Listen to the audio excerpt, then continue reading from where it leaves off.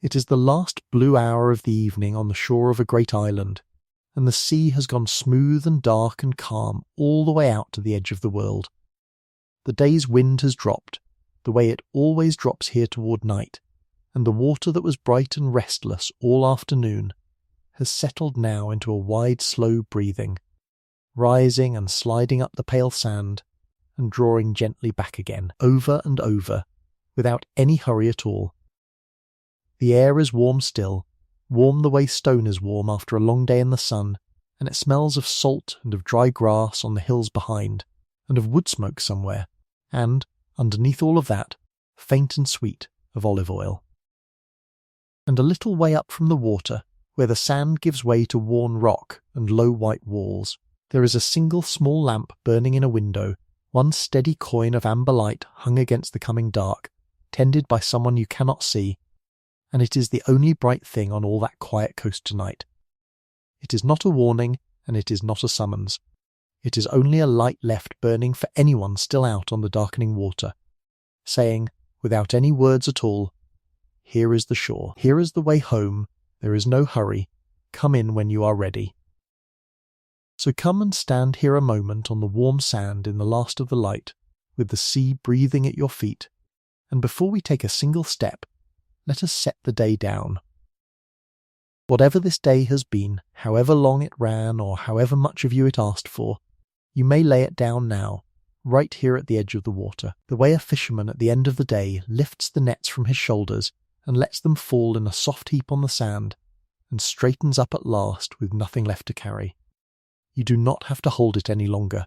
It will keep out here perfectly well until the morning, and the morning is a long, long way off.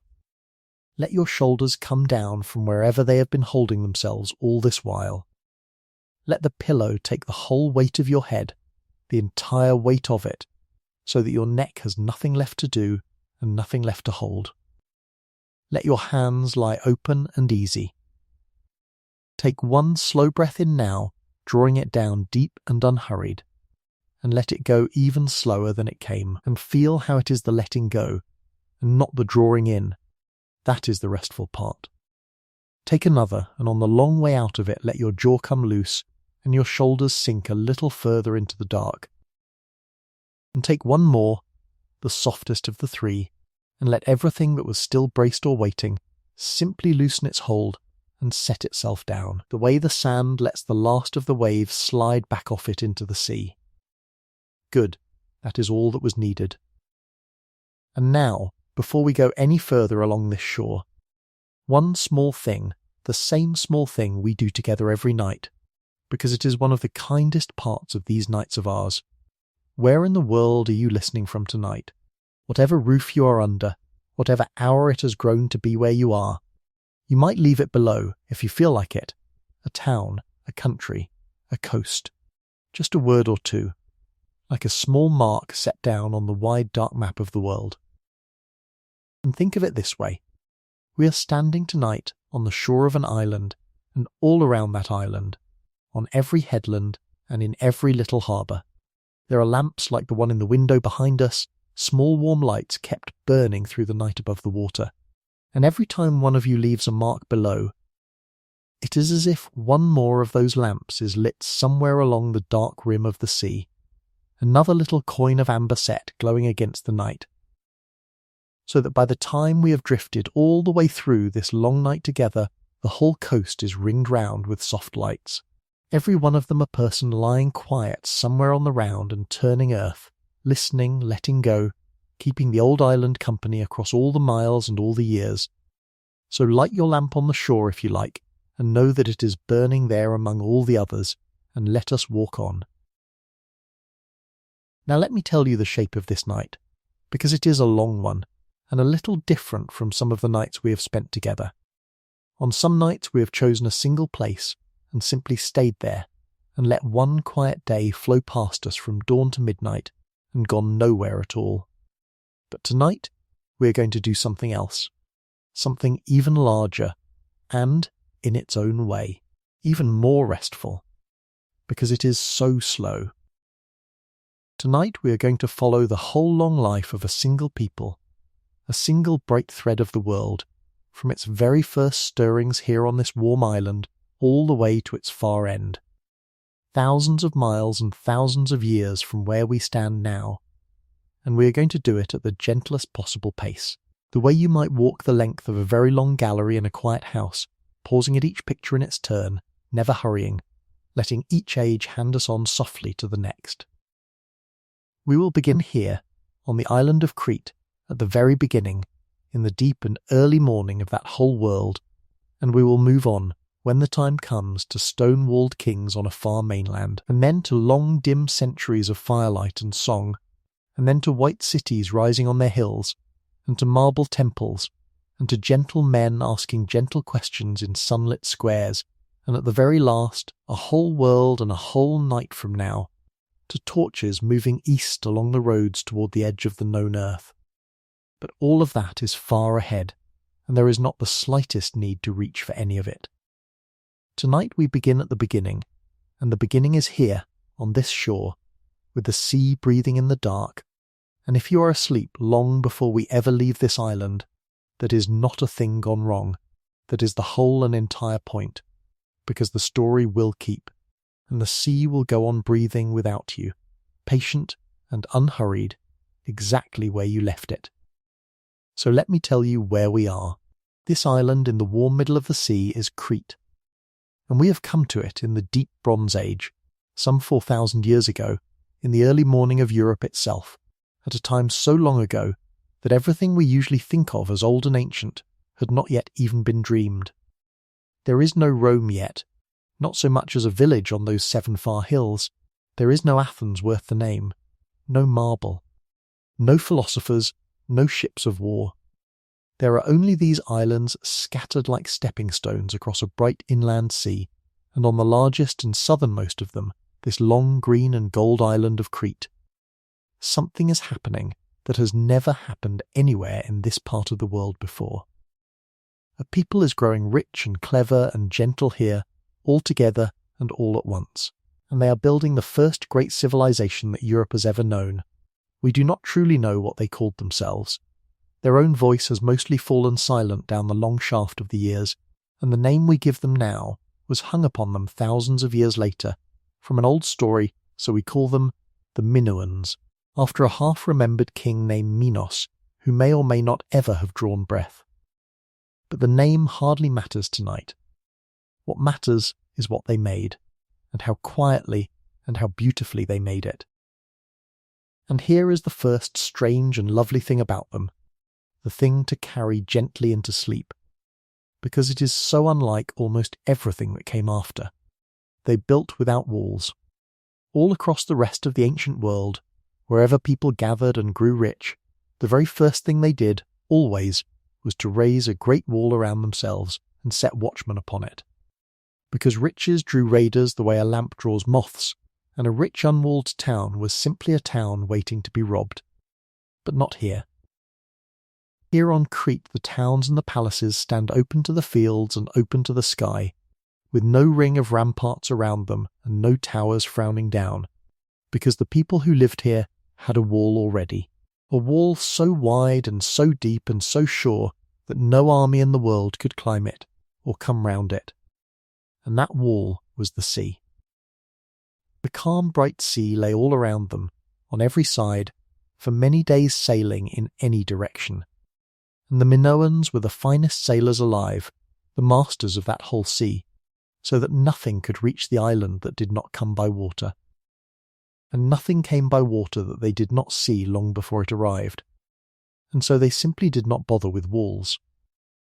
They put their walls to sea in the shape of ships, and behind that soft blue rampart they lived for centuries, in a kind of peace so long and so deep that they seem almost to have forgotten what war was for. Think of that, as the sea breathes there in the dark a whole rich world for hundreds of years that felt no need to lock its doors. And now let us walk up, slowly from the shore, and go and see the greatest of the things they built, because the night is long and there is time, and it is only a gentle stroll inland under the first stars, up the worn path from the beach, through the smell of dry thyme and warm dust, past the low white houses where the lamps are being lit one by one, and there, spread out across a low green hill in a broad and shallow valley, is the palace.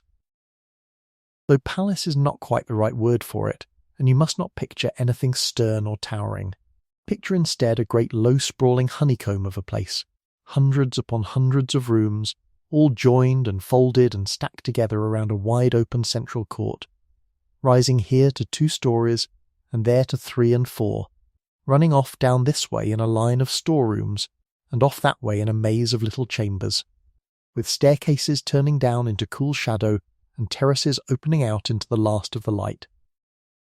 This is Knossos, the largest of them all, the heart of the island, and to walk into it for the first time is to walk into the most wonderful building anyone in that whole world had ever made or seen. Come in through one of the many doorways, for there is no single guarded gate, and let us wander. The corridors here are cool, blessedly cool after the heat of the day, because the walls are thick and made of great blocks of pale stone and packed earth, and they hold the coolness of the night deep into the afternoon, and they turn, these corridors, this way and that, opening now onto a little sunlit court, and now onto a flight of gypsum steps going down, so that very quickly you lose all sense of which way the sea lies, and you simply drift from room to room with no wish to arrive anywhere at all. And everywhere you look, the walls are painted.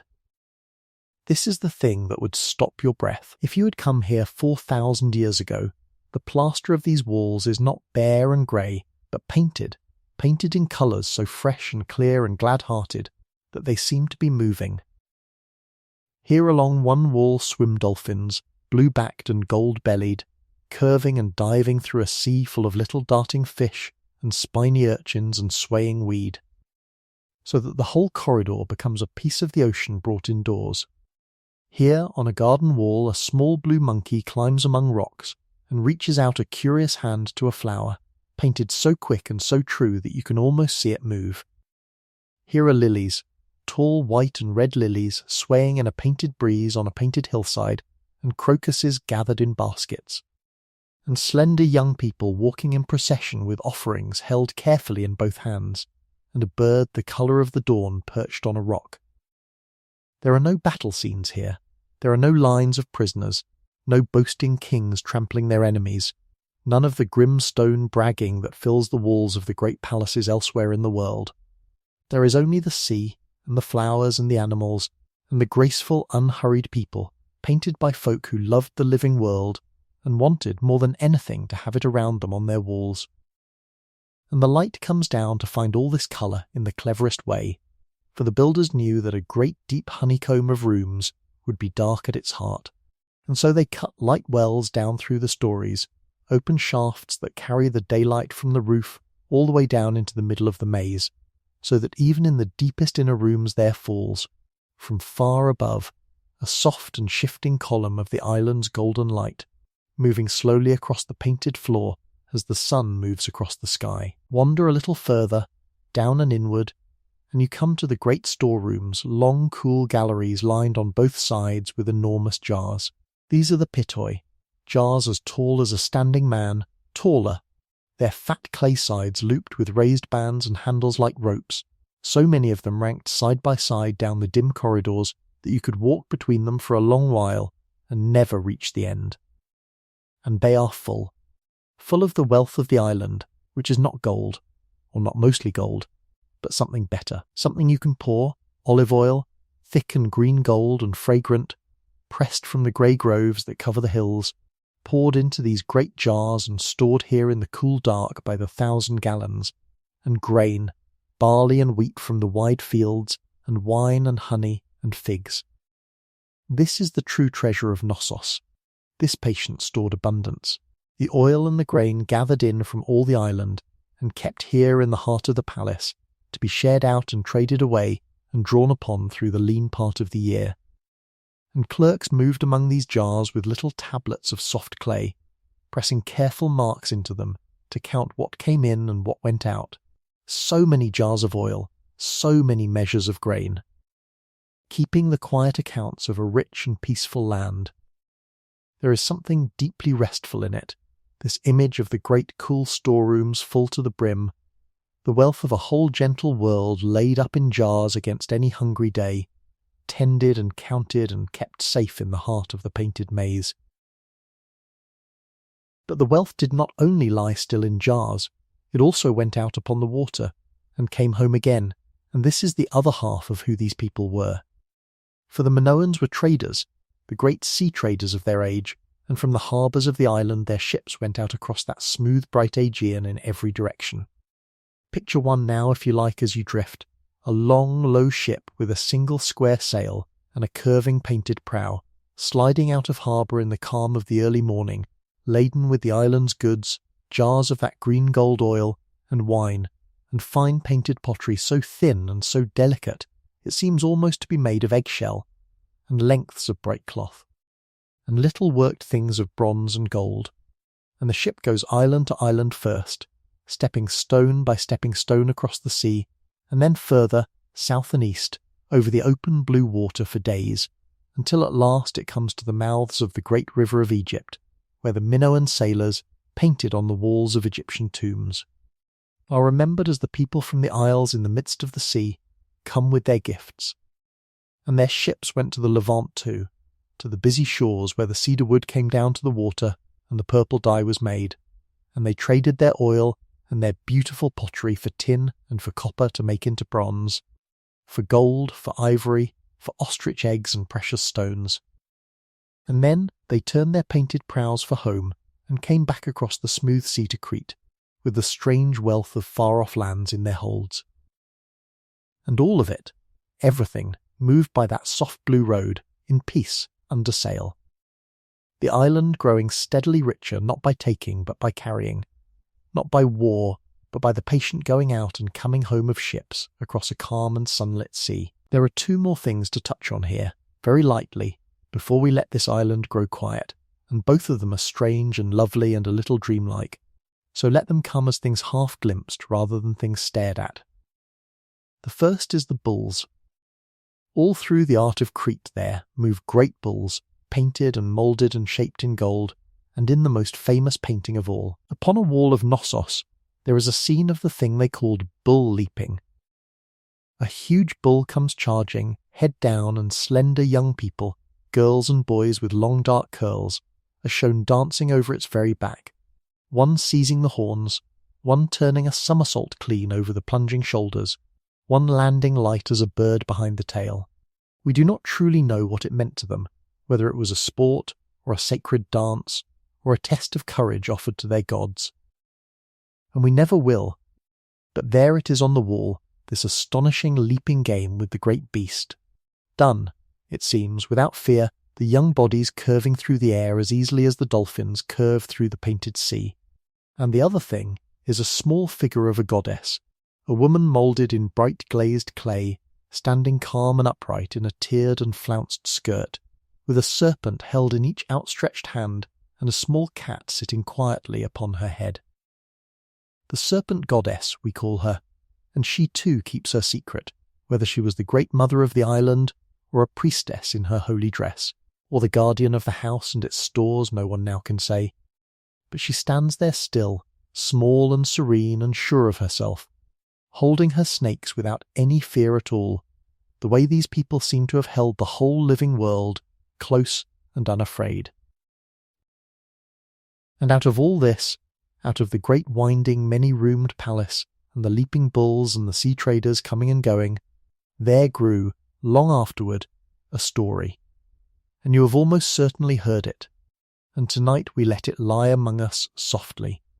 as a bedtime tale and nothing more. For thousands of years after Knossos fell quiet, people still told of a king named Minos on the island of Crete, and of a maze he was said to have built beneath his palace, a labyrinth of such winding cleverness that anyone who went in could never find the way out again, and of a creature said to wait at its heart. It is a tale that has frightened children down all the centuries since. But lay it down gently tonight, and see it for what it truly was, the long, long echo, the old folk memory of exactly this, of a palace so vast and so wonderfully complicated, so full of turning corridors and stairs going down into cool shadow and rooms opening into rooms, that to a simpler people arriving here in later ages when the great house already stood half ruined and mysterious, and no one living remembered who had built it or why, it must indeed have seemed a magic maze. A labyrinth made by more than human hands. That is all the monster ever was.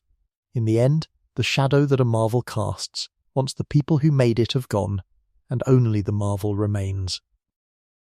So there is nothing here to fear. There is only a beautiful, complicated, sunlit house, so far beyond anything its neighbours could imagine that they remembered it, in the end as a wonder and a riddle, and told stories of it around their fires for 3,000 years. Let the labyrinth be only that, a lovely old tale, murmured low, of a maze that was really a palace, and a king who was really a memory, drifting past you now on the warm dark air. And so the centuries turned,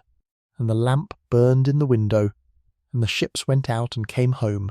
and the oil filled the great jars, and the painted dolphins swam on their walls, and for hundreds of years this gentle sea world went on, rich and open and unafraid,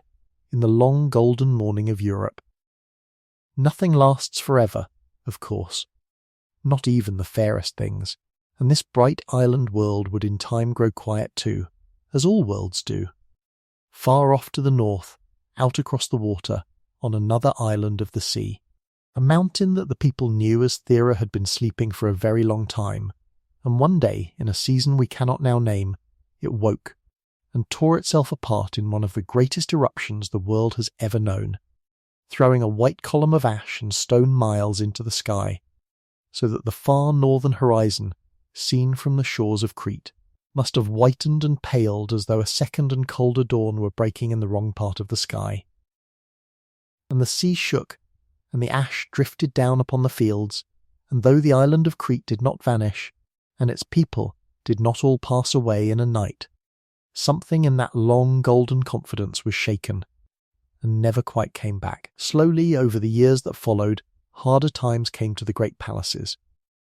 The ships sailed a little less freely, the jars were not always filled, new hands, rougher and more warlike, would in time come across the water and take up the rule of the island. And Knossos, the great bright honeycomb on its hill, grew slowly quiet. Not in terror, and not tonight. For us, let us not watch it burn. Let us only stand here on the warm shore in the dark, and feel the age growing gently older around us, the lamps in the windows fewer now, the painted rooms falling still, the dolphins swimming on in the dark on walls that no one lights any more, the great jars standing empty and cool in the storerooms, the last of the sea traders' painted ships drawn up on the sand for the last time. The first great civilization of Europe is lying down to its long rest, softly, the way you are lying down to yours. And that is where we leave the island tonight, with the sea still breathing on the pale sand, and one small lamp still burning in a far window against the dark, keeping its patient light over a world that is passing quietly into memory.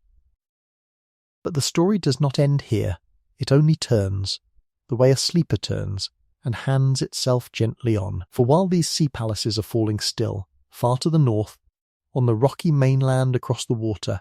other hills are waiting under the same stars, and other people are stirring in the dark, a harder and more golden people who will build their strongholds high on the crags.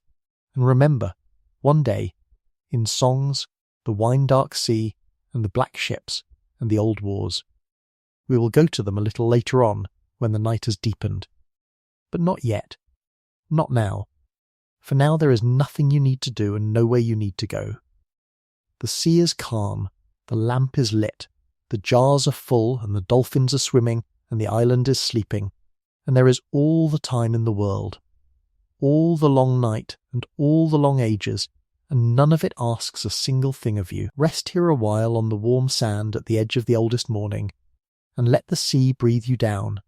in and out, and softer, into the dark. And so we leave the island behind us now, gently, the way you leave a room where someone has finally fallen asleep, drawing the door to without a sound. The great painted palace of Crete grows quiet at our backs, its light wells going dim, its long cool corridors holding nothing now but shadow and the smell of old oil and cold plaster, and we do not need to look back at it, because it is safe there, folded away in its own good time, and it will keep. We turn instead to the water. There is a boat waiting, low and dark and patient at the edge of the sand, and the sea beyond it is not troubled tonight. It lies out flat and breathing under a low moon, a wide floor of hammered silver rising and falling so slowly that you can hardly tell it moves at all. And the little waves that come in do not so much break as lean against the shore and slide back, whispering, the oldest and softest sound in all the world.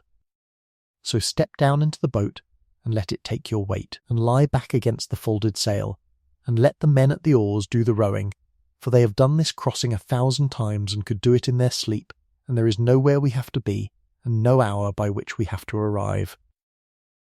The island slips down behind us into the dark. The oars dip and lift,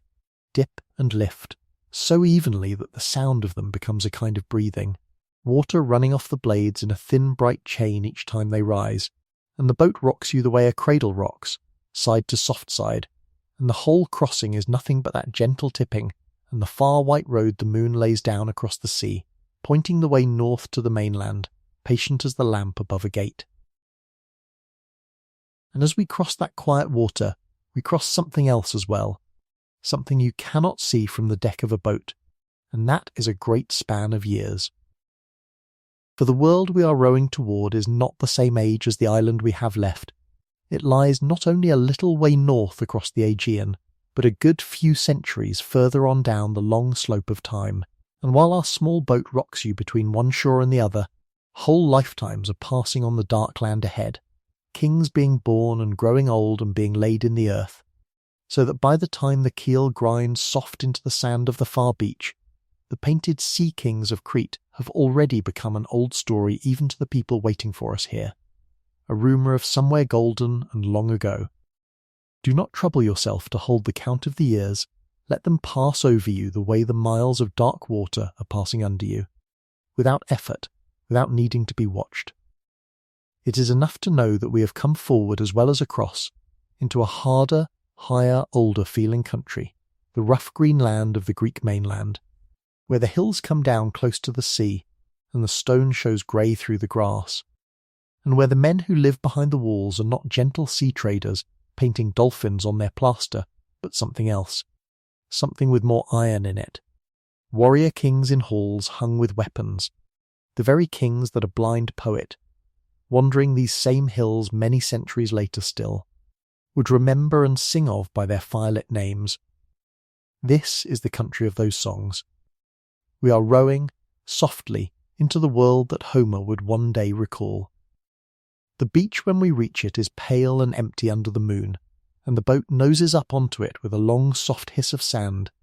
and we climb out and leave it there above the tide line and turn inland. There is a road, of a kind, a rough pale track worn into the hillside by the passing of oxen and men,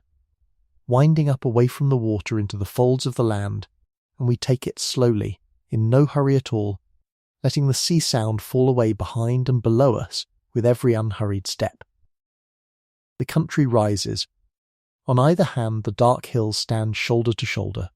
and the grass is silver where the moon touches it, and black in the hollows, and somewhere off in that darkness a sheep bell knocks once, softly, and then is still, and higher up a stream is running over stones with a small cold ceaseless voice,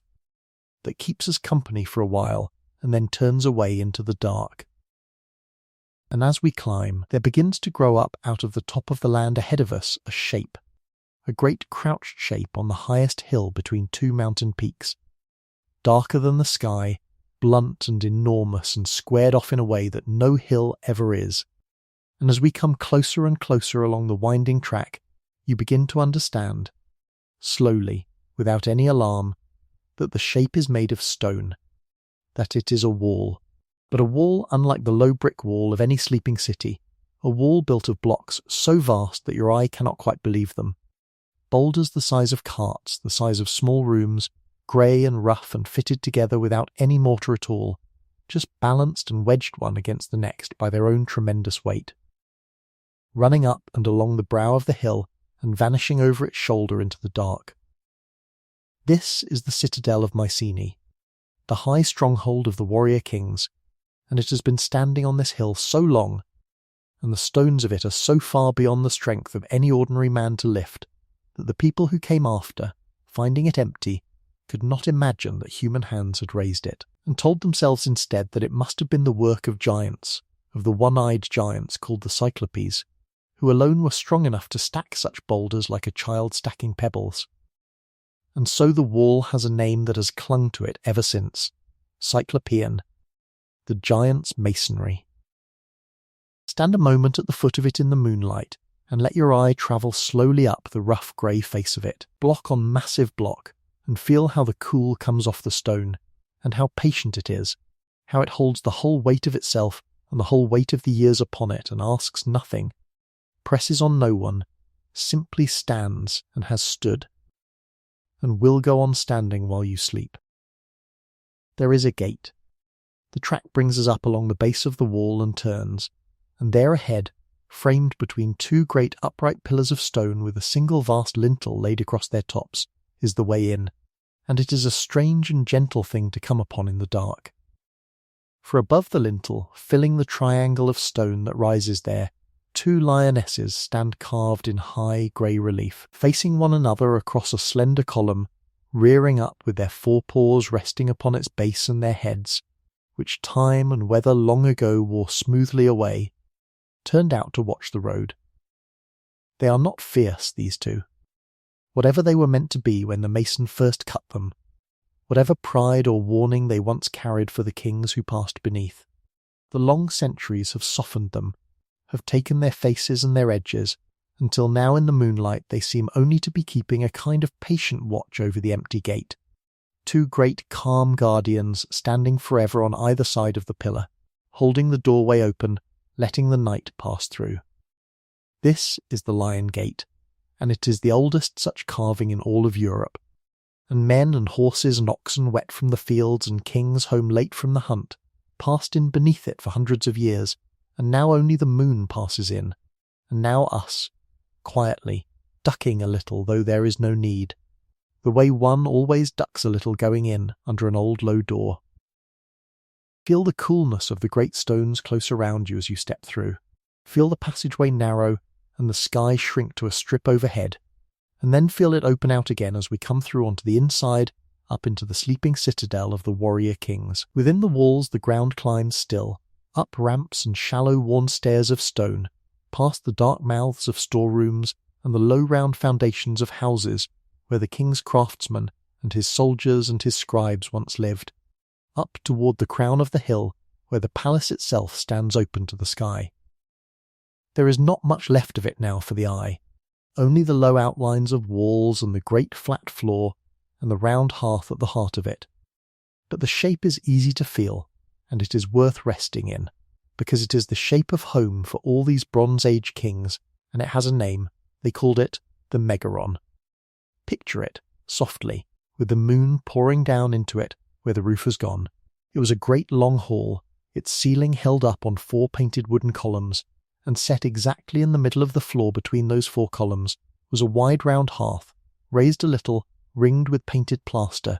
and in that hearth a fire was kept, always, a low warm red fire that never wholly went out, its smoke rising up and drifting out through a hole in the roof above. And around that fire was the whole life of the palace. There the king sat, in a high painted chair against the wall, and there his warriors gathered in from the cold, their bronze laid by, to eat roasted meat and drink dark wine from cups of beaten gold. And there in the flicker and glow a singer sat with a lyre across his knee, and sang them the deeds of older kings still, while the firelight moved on the painted walls, on processions of tall figures carrying gifts, on hunts and chariots and lions, on great spotted shields. It was a warrior's world. This, harder and plainer and more golden than the flowered sea kingdom we left behind on the island. These were men who counted their wealth in bronze and in gold. in swords and spear points and daggers, in cups and masks and thin gold plate, and who loved a fire and a full cup and a good song in the hall better than anything, and asked little more of a night than that. And it is their fire we are warming ourselves at now, in our minds, the low red hearth fire at the centre of the Megaron, the oldest hearth in this whole long story, still glowing gently down the thousands of years for anyone who comes in cold out of the dark and wants only to sit a while and be warm. And these kings who loved gold so took their gold down with them into the ground, and it is worth going quietly to look at where they lie, for there is nothing frightening there, only a great tenderness and a great deal of gold sleeping in the dark. Just inside the lion gate, off to the right, the ground drops into a wide ring of standing stones, a circle of graves, where the earliest lords of Mycenae were laid deep in shafts cut into the rock, and laid with them, folded around them, heaped beside them, was such a weight of gold as you can hardly imagine, cups and diadems, sword hilts wrapped in gold wire, thin round plates of gold sewn once upon their robes, and, laid softly over the faces of the dead kings themselves, masks. Masks of thin-beaten gold hammered gently into the shape of a sleeping face, the closed eyes, the calm straight nose, the still mouth, the beard, so that even in the dark of the grave the king should keep a golden face turned up toward whatever came. Think how thin that gold is, thin as a leaf, thin as the skin of a moment,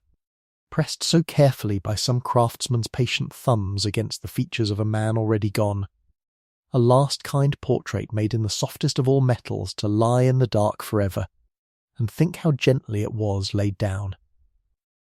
And beyond the walls, out on the slopes below the citadel, the later kings built themselves something even grander to lie in, great tombs dug back into the hillsides and lined and roofed with stone, and these are the loveliest sleeping places of all,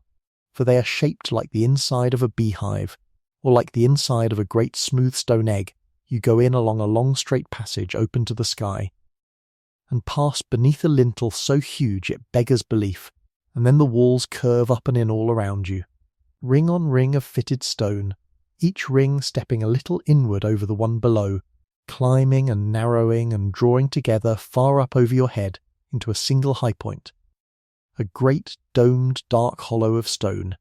cool and round and perfectly still, that gathers up the least whisper and holds it. The beehive tombs, we call them. Stand in the middle of one in the dark and look up into that curving vault, and feel how it holds you, how it curves protectively over you on every side, a made hill,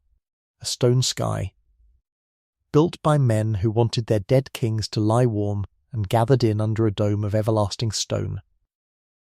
And let the great calm of that rounded dark settle over you now, wherever you are lying, as if the ceiling of your own room had softened and curved and drawn itself up into one high quiet point far above your bed,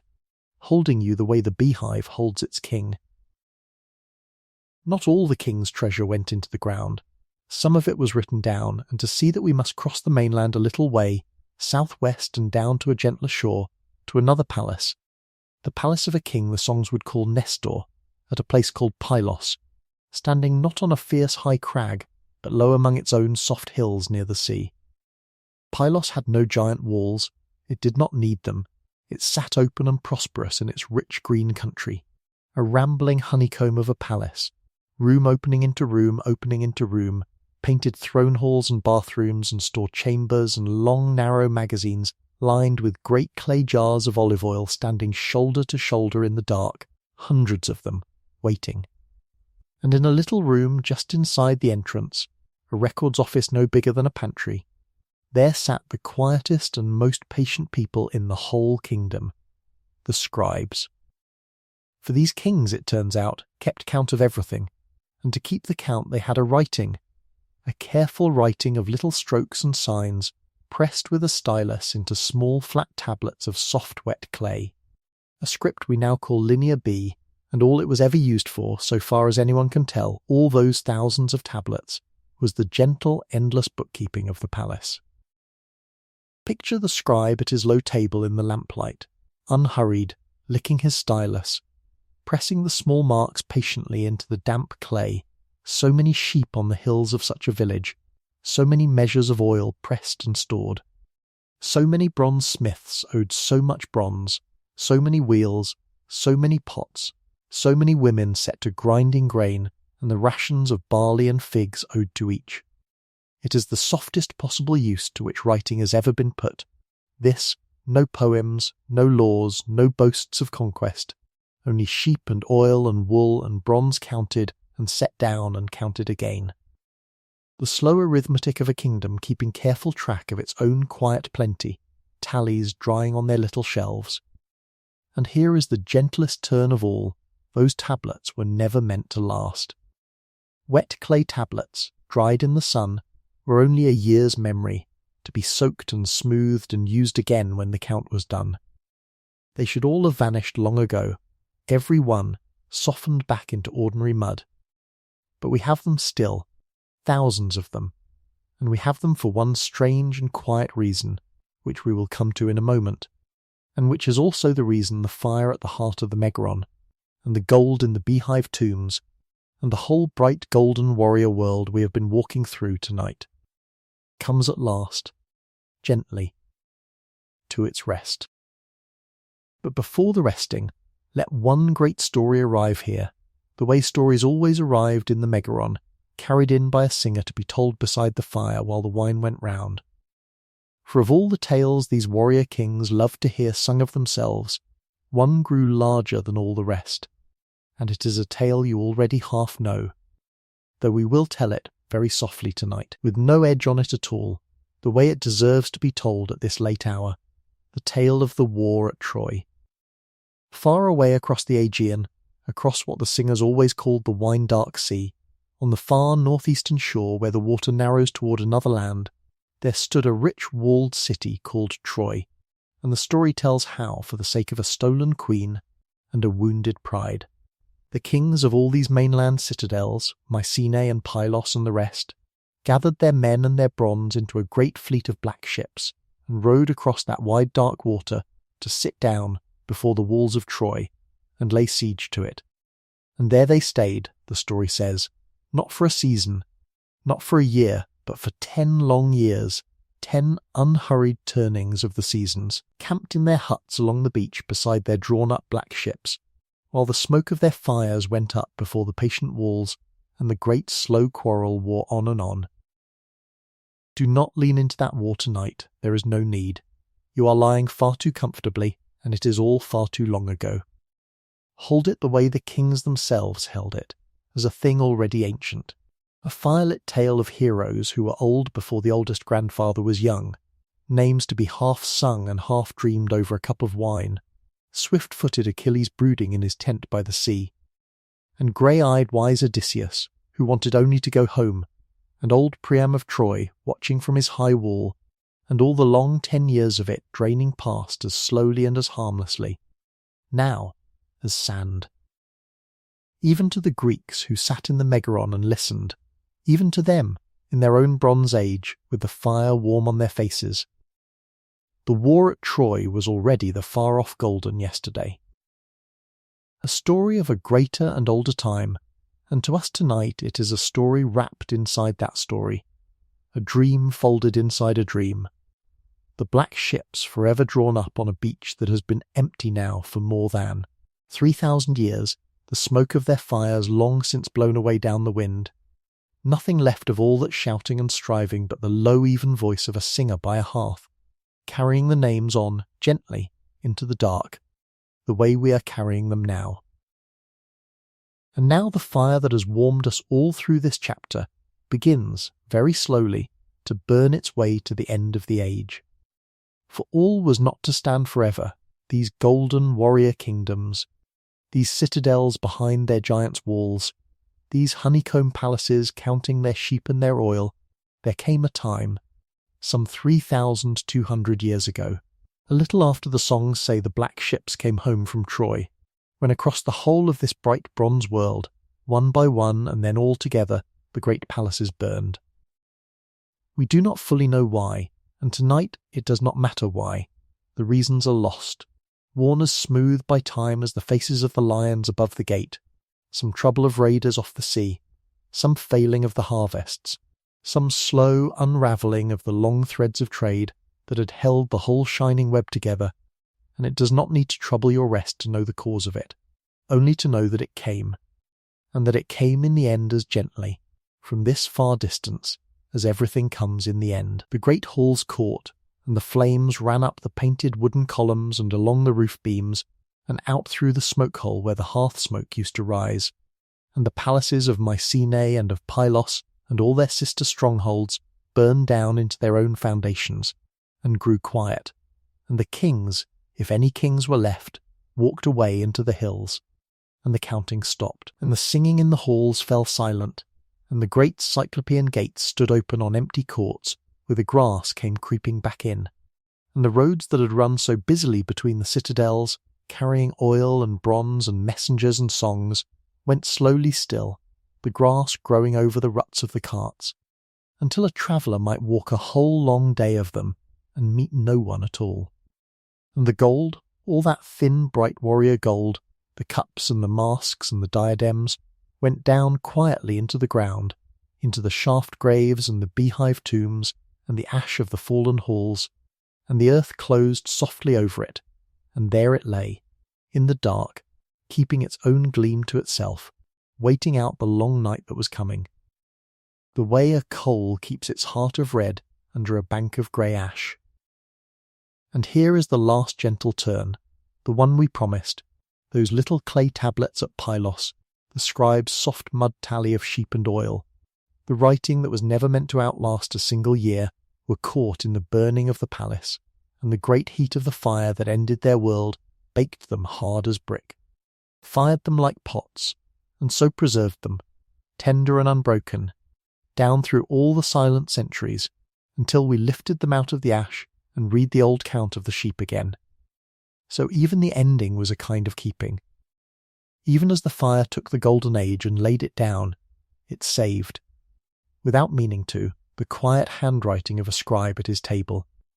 a last small proof that here, once, someone had patiently counted the good ordinary wealth of a peaceful land and set it down in clay. Let the great palaces settle now into their warm ash and grow cool, and let the walls stand empty under the climbing moon, the lions keeping their watch over a gate that no one comes through any more, and let the roads go softly silent, and the gold sink down into the dark to sleep. For the whole loud bright Bronze Age is lying itself down at last, all across the mainland, the way you are lying down tonight, and there is a long, quiet, waiting dark coming on now over the hills of Greece,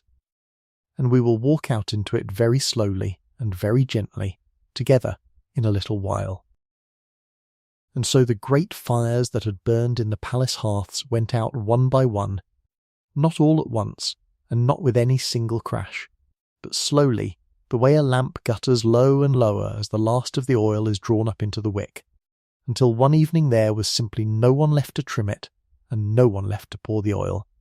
and the flames stood down into the clay, and shrank to a bead of orange, and then to nothing, and the smoke thinned and cooled and stopped, and the wide painted hall that the fire had warmed for so many hundreds of years was given over, very gently, to the dark. And nobody came in the morning to light it again.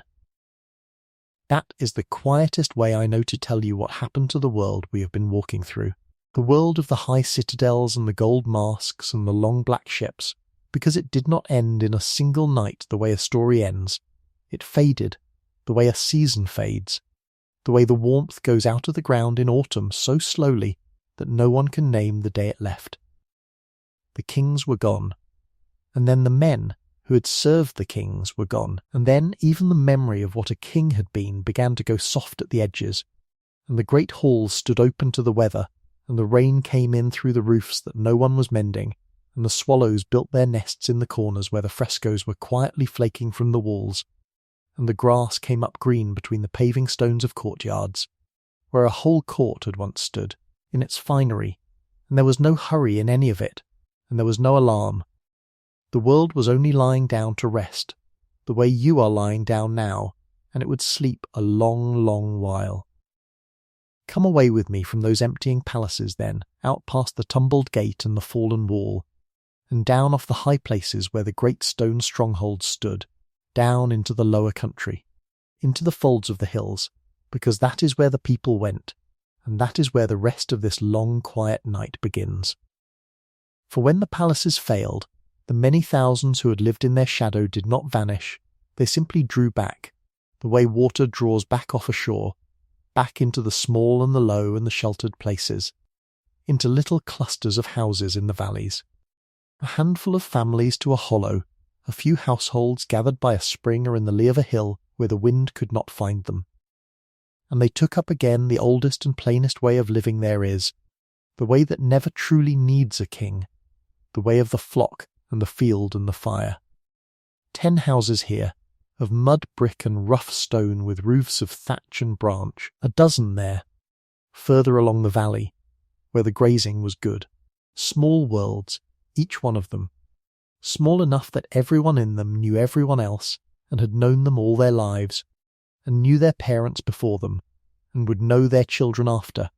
small enough that the whole of a person's world might be the walk from the house to the water, and from the water to the high pasture and home again by dark. And that smallness was not a sorrow to them, or if it was they did not say so, it was simply the size the world had become, and they settled into it the way you settle into a bed that is just wide enough, and they made it warm. And here is a strange and gentle thing, one of the strangest in all this long story, and I tell it to you softly,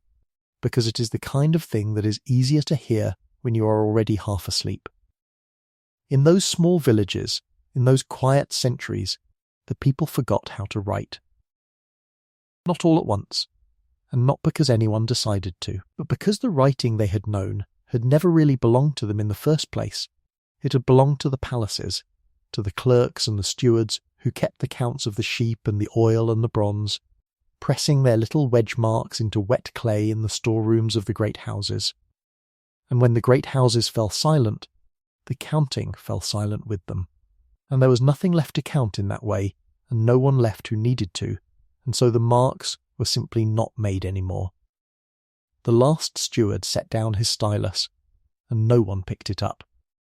And the knowledge of how to press those signs into the clay, the whole quiet craft of it, passed out of the world as softly as breath fogs and clears from a cold window. Until there came a generation, and then another, and then many, who had never seen a written word at all, and did not know that such a thing had ever been, and to whom the crumbling signs on an old broken tablet, if they ever turned one up in a field, would have meant no more than the tracks of a bird across mud. For 400 years and more, in all the land of Greece,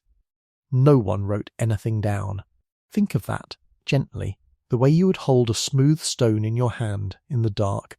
400 years of people being born and living out their whole warm lives, and loving and working, and growing old and dying, and not one of them ever setting a single word on clay or stone or wax. And the world turning on just the same. The sun coming up gold over the same hills every morning, the flocks going out and coming in, and nobody the poorer for the silence, because everything that truly needed keeping was kept another way, a warmer way, the oldest way of all, which was to keep it in the mouth and the memory, and to say it aloud by the fire. We will come back to that fire. Hold the thought of it.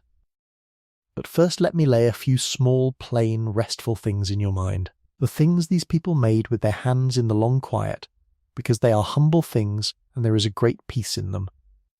Picture the potter, first sitting in the low light of his doorway with the wheel turning under his hands, and the wet clay rising up between his fingers into the round belly of a jar.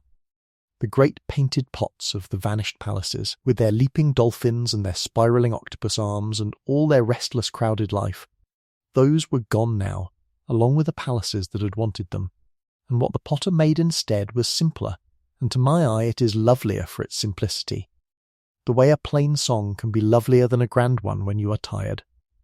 He made his jar, and he let it dry to the soft grey-brown of new clay, and then he took up a brush,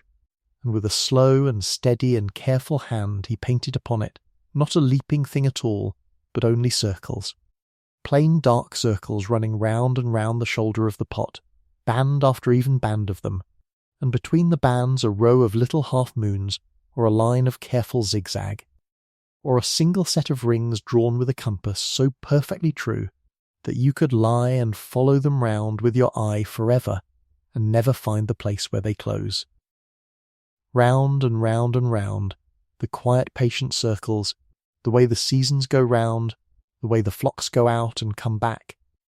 the way the day you are lying at the end of has gone round once more and set you down here in the dark. There is nothing in those circles that will startle you. They were not made to startle anyone. They were made by a calm hand on a quiet afternoon, going round and round, and they have been going round on the shoulders of those pots for 3,000 years, and they are going round still. And picture the flocks, because the flocks are everywhere in these centuries, drifting across the hillsides like slow clouds that have come down to graze. This was a world of shepherds again. More than anything else, the wealth of a family was not gold hidden in a tomb now, but the sheep on the hill and the goats among the rocks, counted at evening as they came down the track in a warm huddle of dust and soft complaint, and it was from the sheep that nearly everything soft in a person's life was made. The wool came off them in the spring in great greasy fleeces, and the women washed it and combed it and drew it out and spun it, turning the spindle with a flick of the fingers and letting it drop and hang and turn. Drop and hang and turn, the thread lengthening out of the cloud of wool as steadily and endlessly as water from a spring, all through the winter evenings by the fire, and then they wove it, on the tall upright loom that leaned against the wall of the house with its warp threads hanging straight and weighted at the bottom with little rings of clay, passing the crossways thread through and beating it up snug, row upon row, until out of the bare frame there grew, slowly, over many quiet days, a length of cloth, wool on the hills, wool on the spindle, wool on the loom, wool spun into the blanket that some mother long ago pulled up over some sleeping child in a dark house in a small village 3,000 years gone. And the same soft warmth is over you now, the same weight of woven wool holding you gently down against the dark, and there is a long, long thread that runs unbroken from her hands to yours. Let it hold you. It has been holding people a very long time. And now let me bring you to the forge, and to the one new bright thing in all this quiet, the one place where the old fire still burned hot, and where something was being made that would change the shape of the whole world to come, though no one hammering at it knew that, or needed to. For in the days of the palaces and the heroes, the age we have been walking through all this long while, the metal that everything was made of was bronze, that warm reddish gold alloy of copper and tin, and it was beautiful and it was strong, but it was also a rich man's metal, a king's metal, because the tin for it had to be carried from the far ends of the earth along the very trade roads that the collapse had broken, and when those roads went quiet the tin stopped coming, and the bronze grew scarce. And so, out of the very hardship of the quiet time, the smiths turned to another metal, one that had been known a little before but never much trusted, a darker and more stubborn and far more common thing, for its ore lay in the ground of Greece itself and did not have to be fetched from the ends of the earth. Iron. It was harder to work than bronze, far harder. It would not melt and pour sweetly into a mould the way bronze did, but had to be won out of its ore by fire and hammer, heated in the glowing charcoal until it softened and shone, and then beaten and folded, and heated and beaten again, and again and again, the whole of it made by the arm and the sweat and the patience of the smith. And so picture him, on some evening near the end of the day, the smith in his low smoky workshop at the edge of the village, and the charcoal heaped and glowing on the hearth, and the bellows breathing in and out with a soft leathery sigh, and the fire answering, brightening from dull red to orange to a fierce clear yellow white as the air feeds it, and buried in the heart of it. The bar of iron, taking up the heat, going from black to a deep sullen red to a bright cherry red to a glowing straw gold,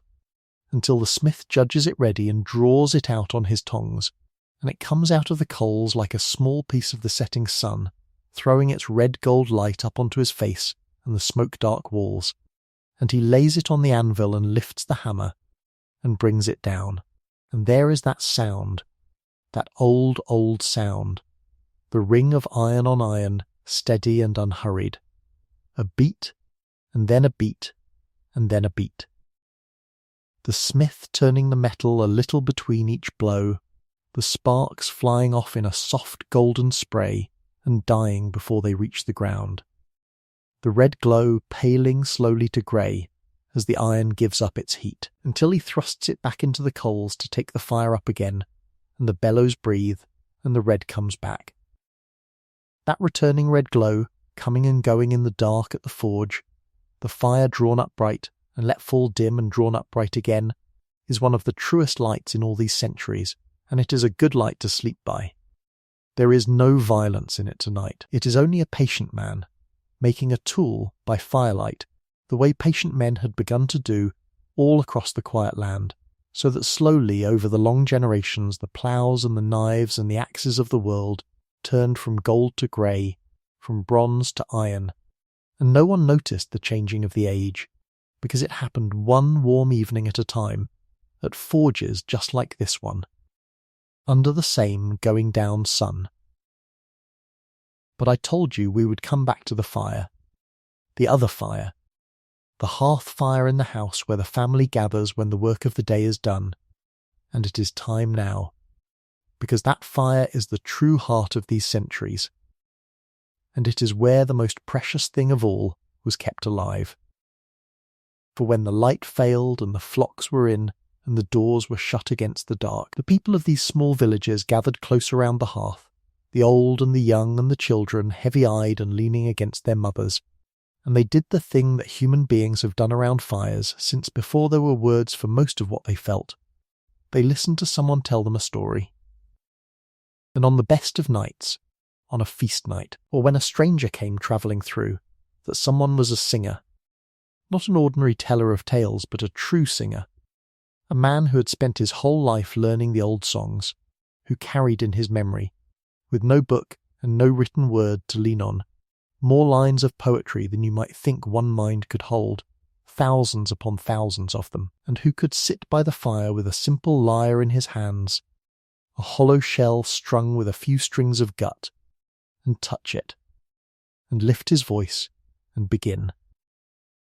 And what he sang of, on those nights, was the very world we have already walked through together, you and I, in the earlier hours of this long night. He sang of the high citadels and the great kings, of the age of bronze and gold that had already even then passed away and gone down into legend. He sang of the long ships drawn up on a far shore, and of the great war fought over the walls of Troy across the wine-dark sea. He sang of heroes with shining names, of swift Achilles and his terrible grief, of cunning Odysseus lost for 10 long years on the wandering water, and always trying to come home.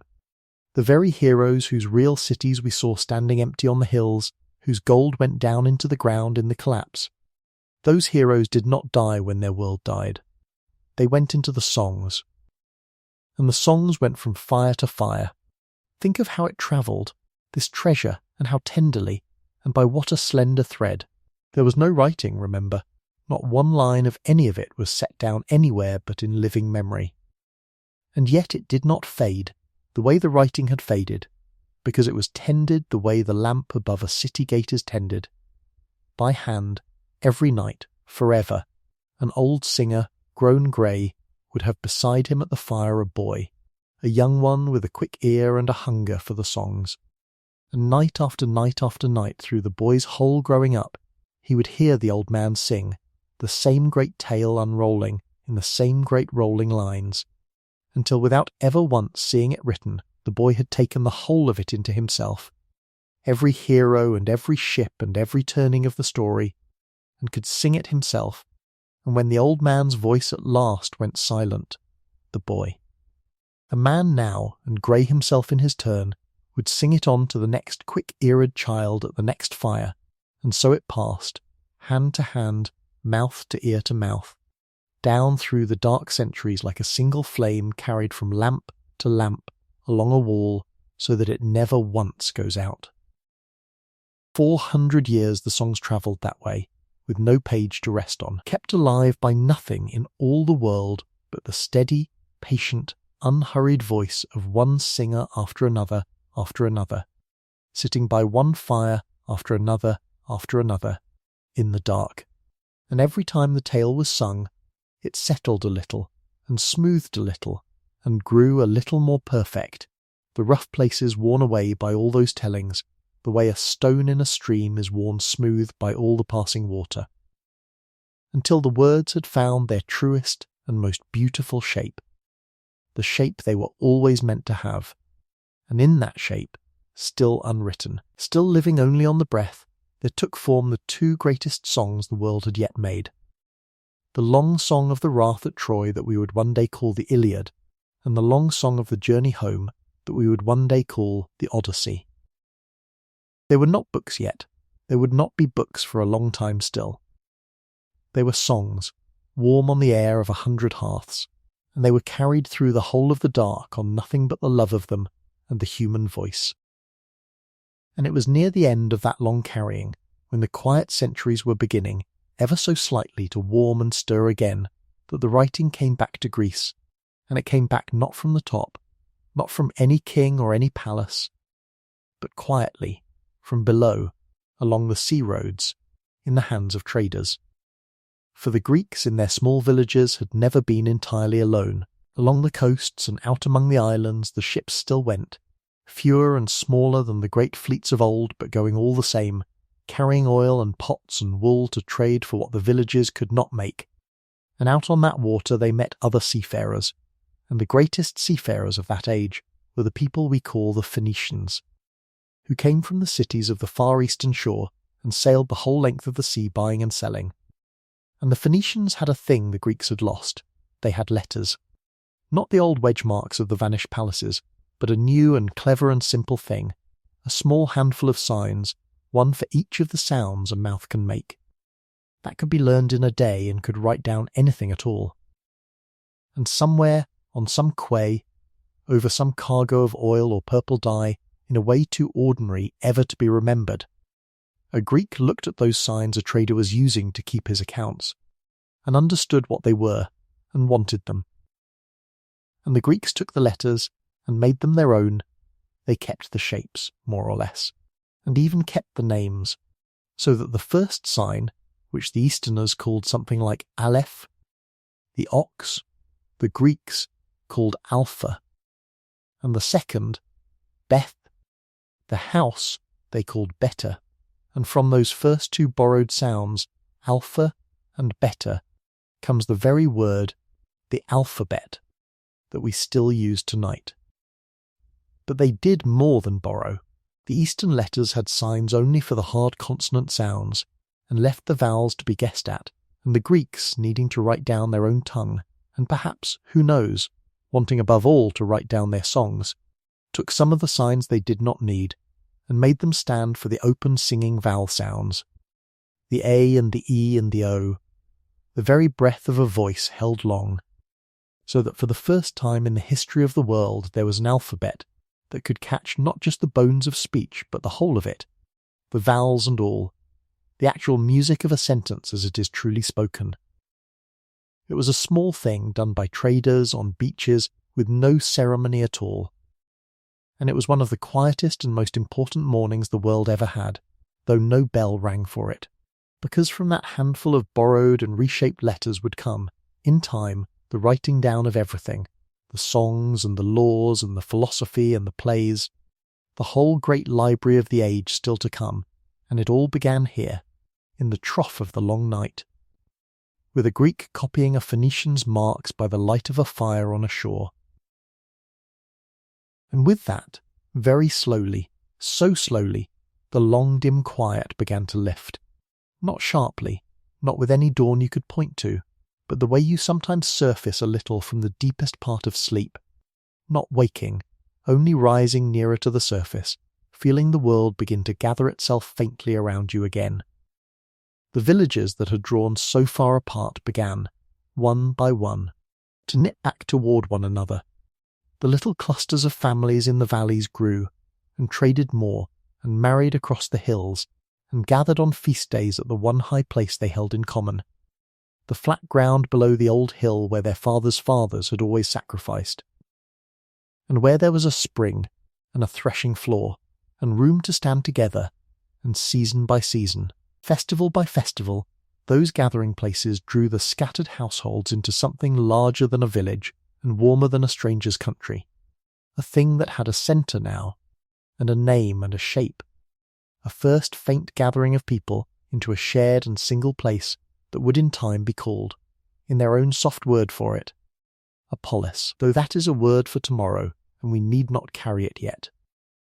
For tonight it is enough that the smoke of the many small hearths was beginning,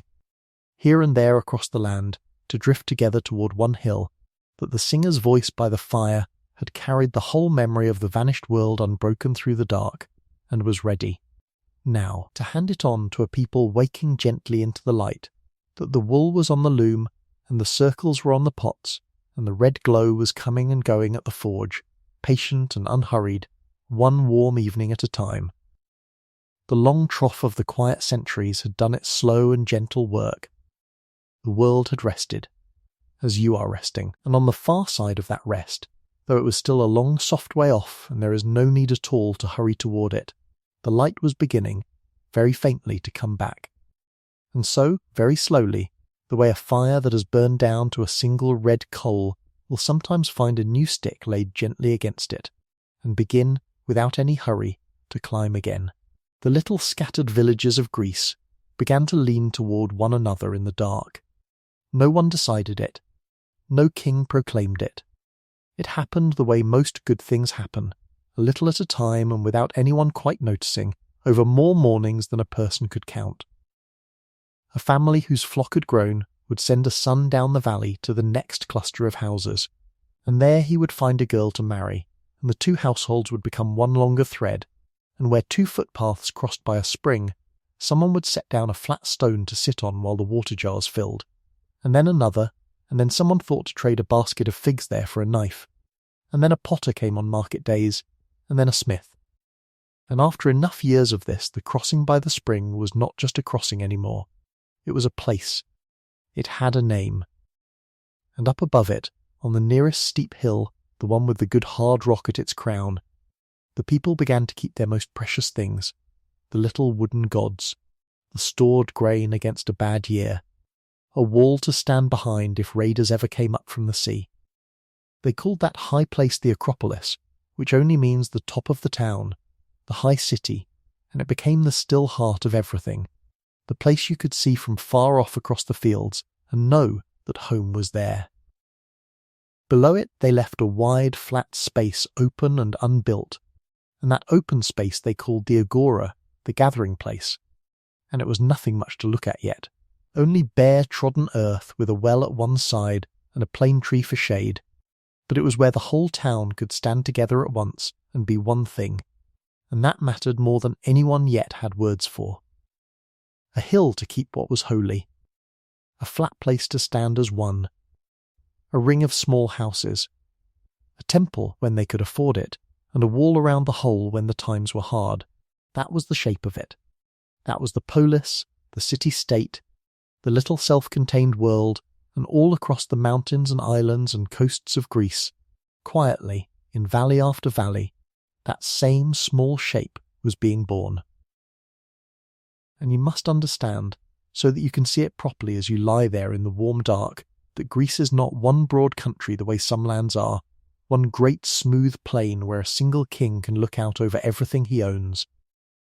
Greece is a crumpled land, a land of steep grey mountains folded close together with only narrow green valleys tucked in between them, and everywhere, always, the sea, the bright patient sea, reaching its long blue fingers deep into the coast so that no valley is ever very far from the smell of salt. And because of that, because the mountains held each little valley apart from its neighbours like cupped hands holding water, each of these new towns grew up on its own, tending its own hill, keeping its own gods, singing its own slightly different songs, proud of its own particular spring and its own particular stretch of shore. There came to be hundreds of them, Hundreds of these small, proud, independent cities, none of them large, most of them no bigger than a few thousand souls, each one certain in its heart that it was the centre of the world. And between them ran the two great highways of that age, and the first was the sea, the smooth blue road that a ship could travel faster than any man could walk, and the second was the goat path over the pass, the dusty white thread climbing up through the time and the grey rock from one valley to the next. Marble dust on the mason's hands, olive branches silver in the wind on the terraces, harbour water slapping soft against the black hulls in the shallows, and over the little altars, morning and evening, the thin pale smoke of the sacrifice rising straight up into the windless air. Hold those in your mind. They are the whole of this age, and they are all soft things, and we are going to walk among them now, slowly, the way you walk through a house where someone is already sleeping. Come first to the south then, down into the broad valley of a green river called the Eurotas, where the reeds grow tall and whisper along the banks and the mountains stand up huge and pale on either side, and here, spread out among its plane trees, lies the city of Sparta. It is not a grand city to look at, and that is the first surprising thing about it. It has no great walls, for its people say, only half joking, that their walls are the chests of their young men. It has no soaring marble temples heaped with gold, no crowded show of wealth. It is really more a handful of villages sitting close together than a proper city, plain and low and quiet under the trees. And the reason for its plainness is a man, or perhaps a memory of a man, half real and half legend, named Lycurgus, who lived so long ago that even the Spartans were no longer sure exactly when, and who is said to have given them, all at once, the whole strange shape of their lives. The story they told was that Lycurgus, wanting to end the quarrelling of rich and poor that was tearing the young city apart, went away to Delphi to ask the god what to do, and came home with a set of laws so plain and so severe that they turned the whole of Sparta into something more like one large family or one large army camp than an ordinary town. He divided the good land into equal shares so that no man should be much richer than his neighbour. He did away with gold and silver coin, they said, and left the Spartans using only heavy bars of iron for money, so heavy and so worthless that no one could hoard it or hide it or grow greedy for it. He set the men to eat their meals together, all of them, at long plain tables in common messes, the great and the humble side by side, sharing the same coarse black broth, so that no man could dine in secret luxury while his neighbour went without. And he raised the children hard and simple and in common, so that from their earliest years they belonged as much to the city as to their own mothers and fathers. Now there was a great deal in the Spartan way that was harsh, harsher than you or I would ever wish on a child, and we need not walk too close to that part tonight. Let it lie in its own shadow. But see it gently, from here, across the soft green valley in the evening light, and there is something almost restful in the bareness of it, in a whole people agreeing to want less, to keep their houses plain and their meals plain and their words plain, plainest of all their words, for the Spartans were famous above everything for saying little, a great deal in very few syllables, so that to this day we call a short sharp answer a laconic one, after Laconia, their land. Picture them at their long tables in the dusk, the men home from the practice field, the black broth steaming, the talk low and brief, the iron bars stacked useless in the corner, the reeds of the Eurotas hushing outside in the dark, and the whole austere city lying down early and rising early, wanting nothing it did not have. It is a hard bed, the Spartan bed, but it is a made bed, and there is a strange quiet in it. Let Sparta sleep in its plain way in its plain valley,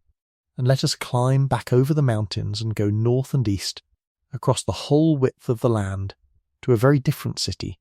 a restless, clever, talkative city, sitting on its dry plain within sight of the sea, the city of Athens. Athens grew up around a great grey crag of rock that stands straight up out of the plain, the most famous acropolis of all, though there is nothing on its crown yet in these early days but a rough old temple and the huts of the guardians. The marble glory that will one day crown it is still hundreds of years off, and we are far too early tonight to see it. What Athens has instead, in this young age, is trouble, the ordinary sad trouble of the poor growing poorer and the rich growing richer, until the small farmers of Attica had borrowed so heavily against their little stony fields that many of them had fallen into slavery over their debts, sold away, some of them into foreign lands, and the whole city trembled on the edge of open violence between those who had everything and those who had nothing left to lose. And into that bitterness, around the time our story has reached, there came not a warrior and not a tyrant, but a poet, a travelled, level-headed, deeply fair-minded man named Solon, whom both sides, in their weariness, trusted enough to hand him the power to set things right. And Solon did a wise and gentle and very difficult thing. He did not give the rich everything they wanted, and he did not give the poor everything they demanded, and so, as he wryly said himself, he pleased no one entirely, which is very often the mark of a just man. He lifted the crushing burden of the debts. He forbade, forever, the selling of a citizen into slavery over money owed. He went so far, they say, as to send to foreign cities and buy back the Athenians who had been sold abroad, so that they came home at last to their own soil and heard their own tongue again. And then he wrote down laws, plain laws that every citizen could know,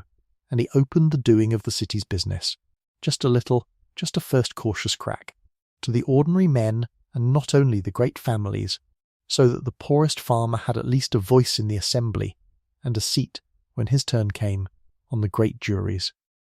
It was not yet what later ages would call democracy, the rule of the whole people. It was only the first fragile seed of it, a small tender green thing planted in stony ground, and it would be trodden on more than once in the generations to come. But it was planted. Solon planted it. And having planted it, and made the Athenians swear to keep his laws for 10 years, he did the last wise thing, which was to leave, to sail away and travel for a decade, so that no one could beg or bully him into changing what he had made. He went out over the harbour water in the morning light, one more traveller on the great blue road, leaving his young city to grow. And that great blue road, in these very same centuries, was carrying the Greeks not just from valley to valley, but clear across the known world.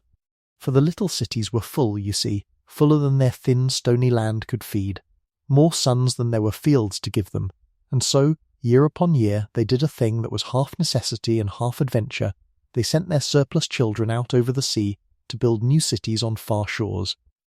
A city that felt itself too crowded would gather a band of its young men, and often ask the oracle at Delphi to bless the venture and point the way,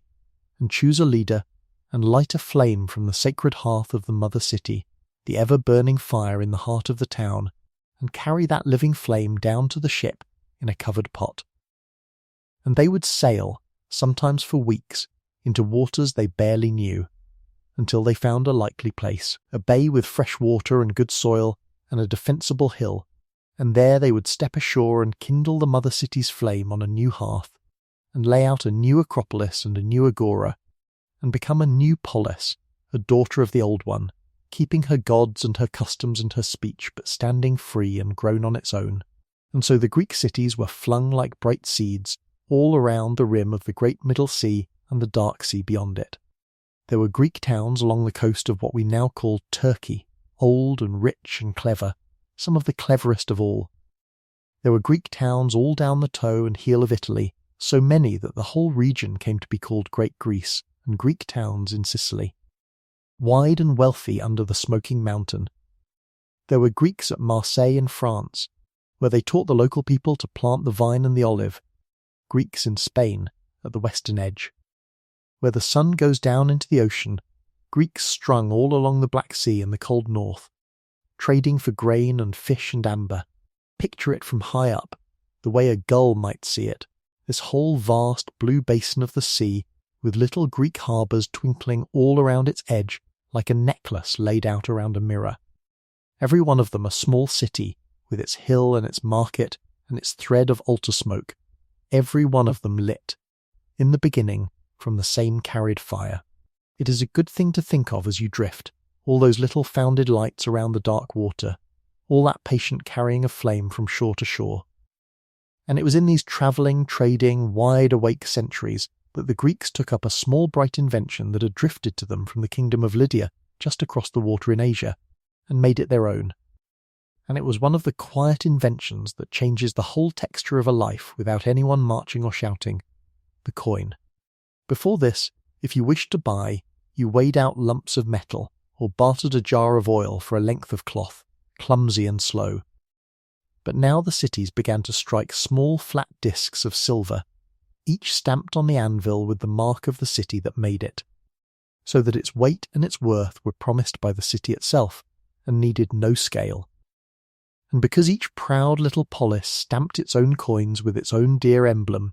the coins became like tiny portraits of the cities, small silver stories you could hold in your palm. Athens stamped hers with the owl of grey-eyed Athena, the wise night bird, and with a sprig of her sacred olive, so that an Athenian coin was called, simply, an owl. The island of Aegina stamped a sea turtle, for it lived by the sea. The city of Ephesus stamped a bee. Others struck a running horse, a bunch of grapes, an ear of wheat, the head of a river god shown as a gentle bull. And these little silver owls and turtles and bees travelled everywhere the ships went, jingling in the pouches of sailors from Spain to the Black Sea, so that a man in a far country opening his hand could read there the little pictures and know exactly which distant city, which particular hill and harbour, had sent that bright coin out into the world. Small money, small and cool, and heavy and honest in the palm. Let it lie there in your hand a moment, the little silver owl with its huge round patient eyes, and then let it slip back into the dark of the pouch, and let us go up now into the hills of the western Peloponnese, to a green and holy valley where something is about to begin that will outlast every city we have named. The valley is called Olympia, and there is no city here at all, only a sanctuary among the trees, a quiet grove of wild olive and plane trees, where two clear rivers meet, sacred from very ancient times to Zeus, the father of the gods, whose great altar stands here heaped high with the pale ash of 1,000 years of offerings. And once every 4 years, in the full heat of the high summer, under a great low golden moon, the scattered, quarrelsome, endlessly competing Greeks did the most surprising and hopeful thing. They stopped. All across the Greek world, in the cities and the daughter cities, in Sparta and Athens and Italy and Sicily and the coast of Asia, heralds crowned with olive went out along the roads carrying the same message, the sacred truce, the holy peace, and for its span all wars were to be laid down and all weapons set aside and every road left open, so that any Greek from anywhere might travel safely to Olympia and home again. And they came. They came by the thousand, along every dusty road and across the summer sea. Kings and farmers and poets and boys, and camped out under the stars in the warm grove, and for a handful of shining days they were not Spartans or Athenians or Sicilians at all, but simply Greeks, one people, gathered in one place under one moon. And there, on the worn track by the river, they ran. That is how it began, they said, with a single foot-race the length of the sanctuary. One straight sprint down the sacred way, and the first winner remembered by name was a humble cook named Coroebus, who ran faster than anyone, and had for his prize no gold and no silver and no coin at all, but only a wreath cut with a golden sickle from the one sacred wild olive tree that grew behind the great temple. A crown of leaves, that was all, and it was everything, for the man who wore it went home a hero for the rest of his days, and his city would knock a gap in its own walls to let him ride in, saying it had no need of walls in the year it had bred such a son. In the years that followed they added more, a longer race, and wrestling, and the leaping and throwing of the men in armour, and the thunder of the chariots on the turn, but keep, tonight, only the first and simplest picture. The summer moon over the sleeping grove, the olive tree whispering behind the altar, the runners breathing quiet in the dark before the dawn of their one great day. And the whole of Greece for once at peace, all its little fires banked and gentled under the same wide sky. And when the Greeks wanted not a crown but an answer,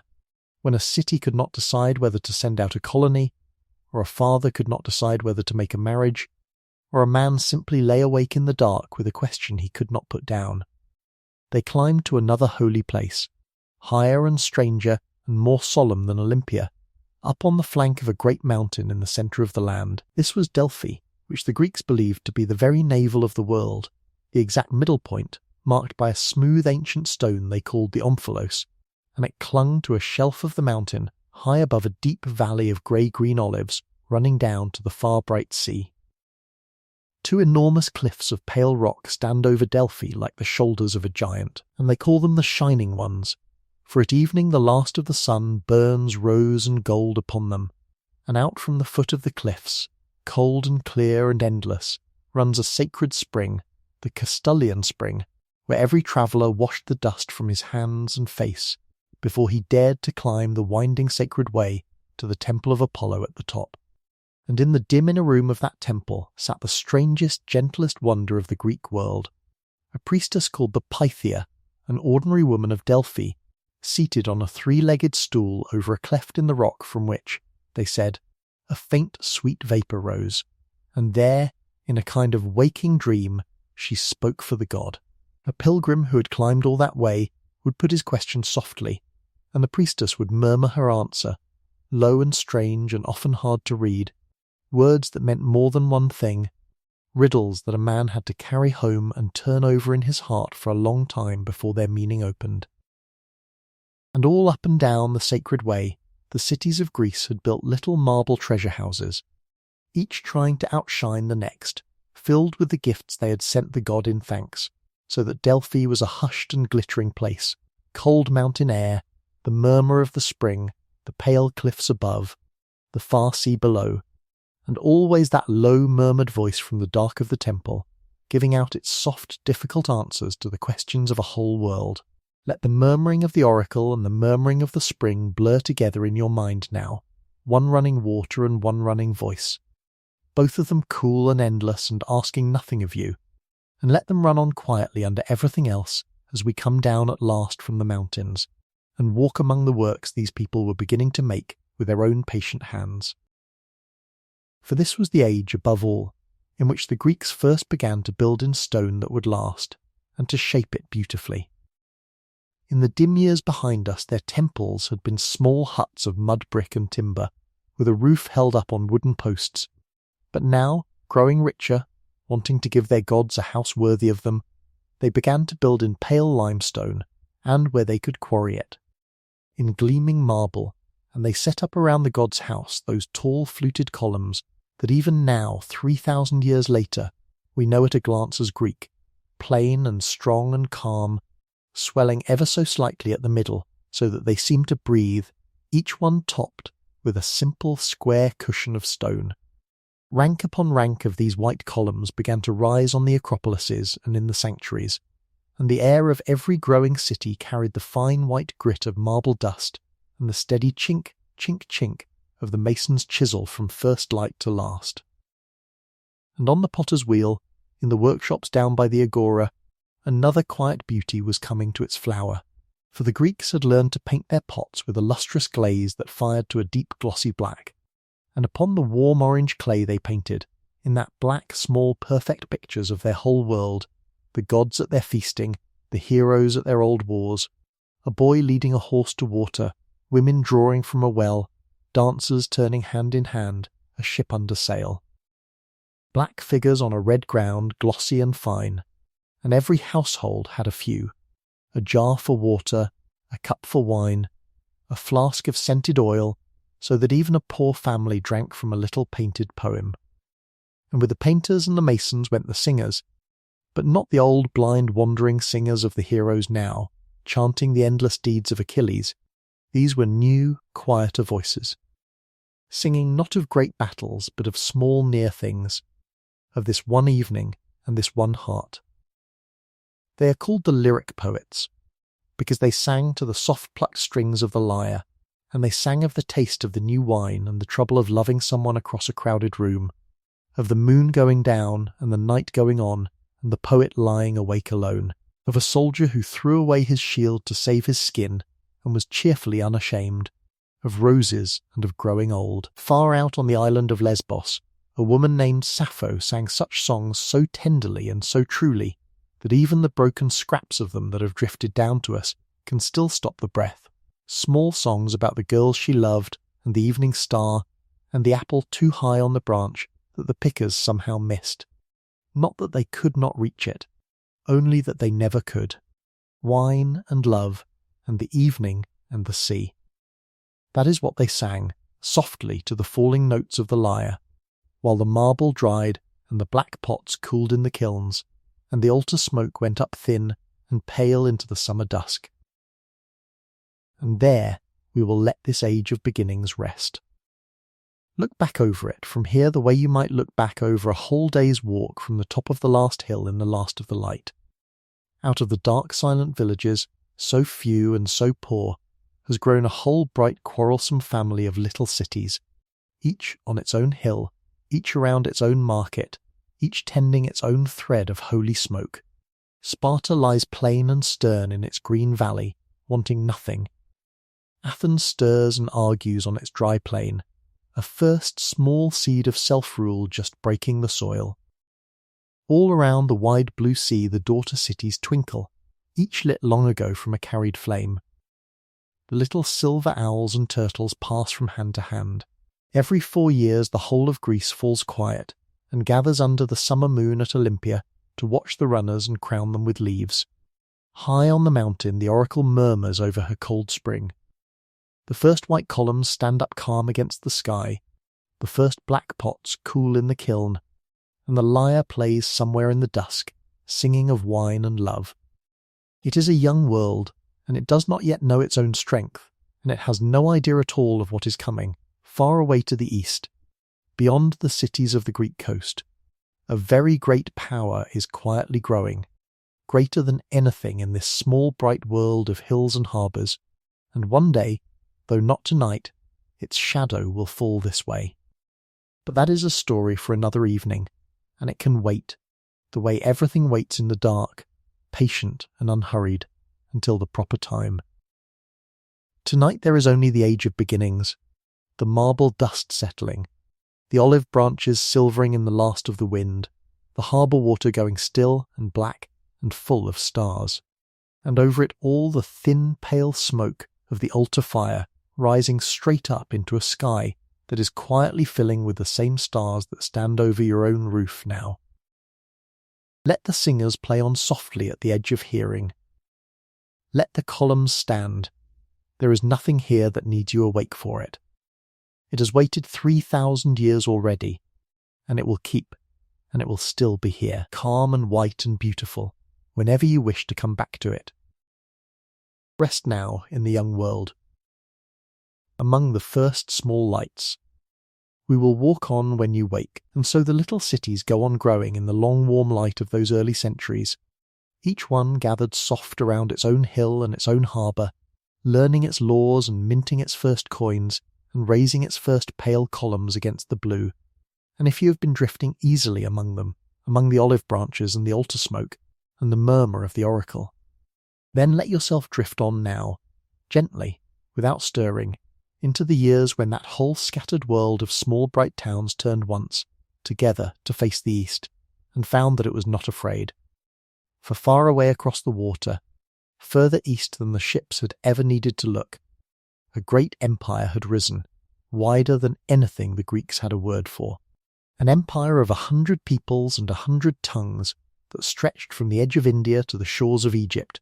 ruled by a king of kings in a palace so distant it was more rumour than place. And one spring that far empire turned its enormous slow attention west toward the little cities on their rocky coast. The way the tide, far out, turns and begins without hurry to come in, but do not lean forward. There is nothing here tonight to lean forward for. All of this is long finished, all of it settled and grown quiet and gone down centuries ago into the soft grass of history, and we are only walking through the memory of it at a gentle distance. The way you might walk along a cliff top on a calm evening and watch, far below, the great slow tides moving in the bay. Too far off to wet your feet, too far off to be anything but beautiful. So come down first to a wide flat plain that runs along the sea a morning's walk from Athens, a plain called Marathon, and come there in the blue hour before the sun, in that same coolest hour when the mist lies low in the hollows and the world has not yet decided to wake. There is fennel growing wild across this plain, tall and feathery and silver with dew, and the whole shore smells of it. Green and faintly sweet, mixed with the salt of the sea that lies flat and pewter-coloured just beyond. Out on that calm water the ships of the great Empire ride at anchor, many of them, dark shapes resting on the pale sea, and along the far edge of the plain their camp is only a low smudge of smoke and quiet. And here, on the landward rise, stand the men of Athens, a small number of them, farmers most of them, men who yesterday were pruning vines and mending walls, standing now in a long line in the early grey with the round shields resting against their knees. Watch how the light comes. Watch how the first low sun lifts over the sea behind the ships and comes across the whole plain in one long level stroke, and how it finds, all down that waiting line, the curved faces of the bronze shields, and wakes them, one after another, into soft gold fire, so that the line of men becomes a line of small warm suns burning quietly along the edge of the field. That is the image to keep.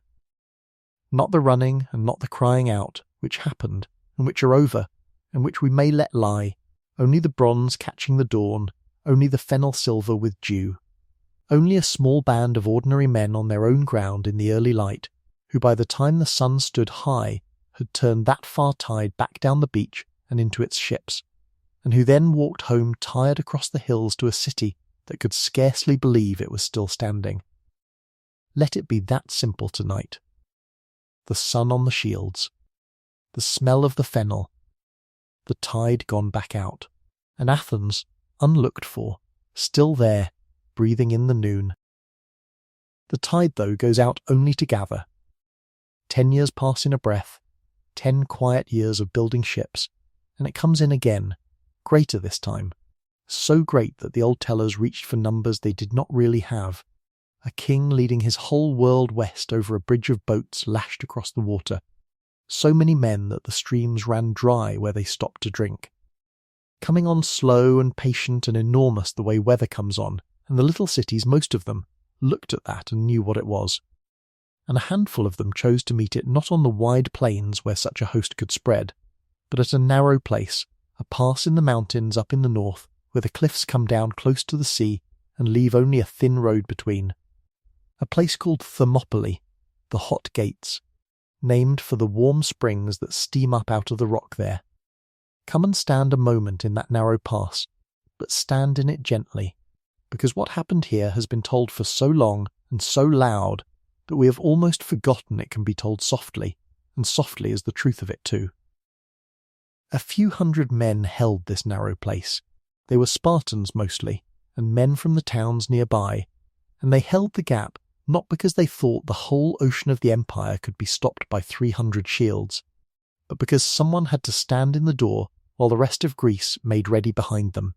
and they had decided, quietly among themselves, that they would be the ones. Think of it not as a horror, but as a kind of devotion, the way you might think of a lamp kept burning in a window all night, or a watchman walking his slow rounds while the city sleeps, someone staying awake and in place so that others need not. They combed their long hair in the morning light.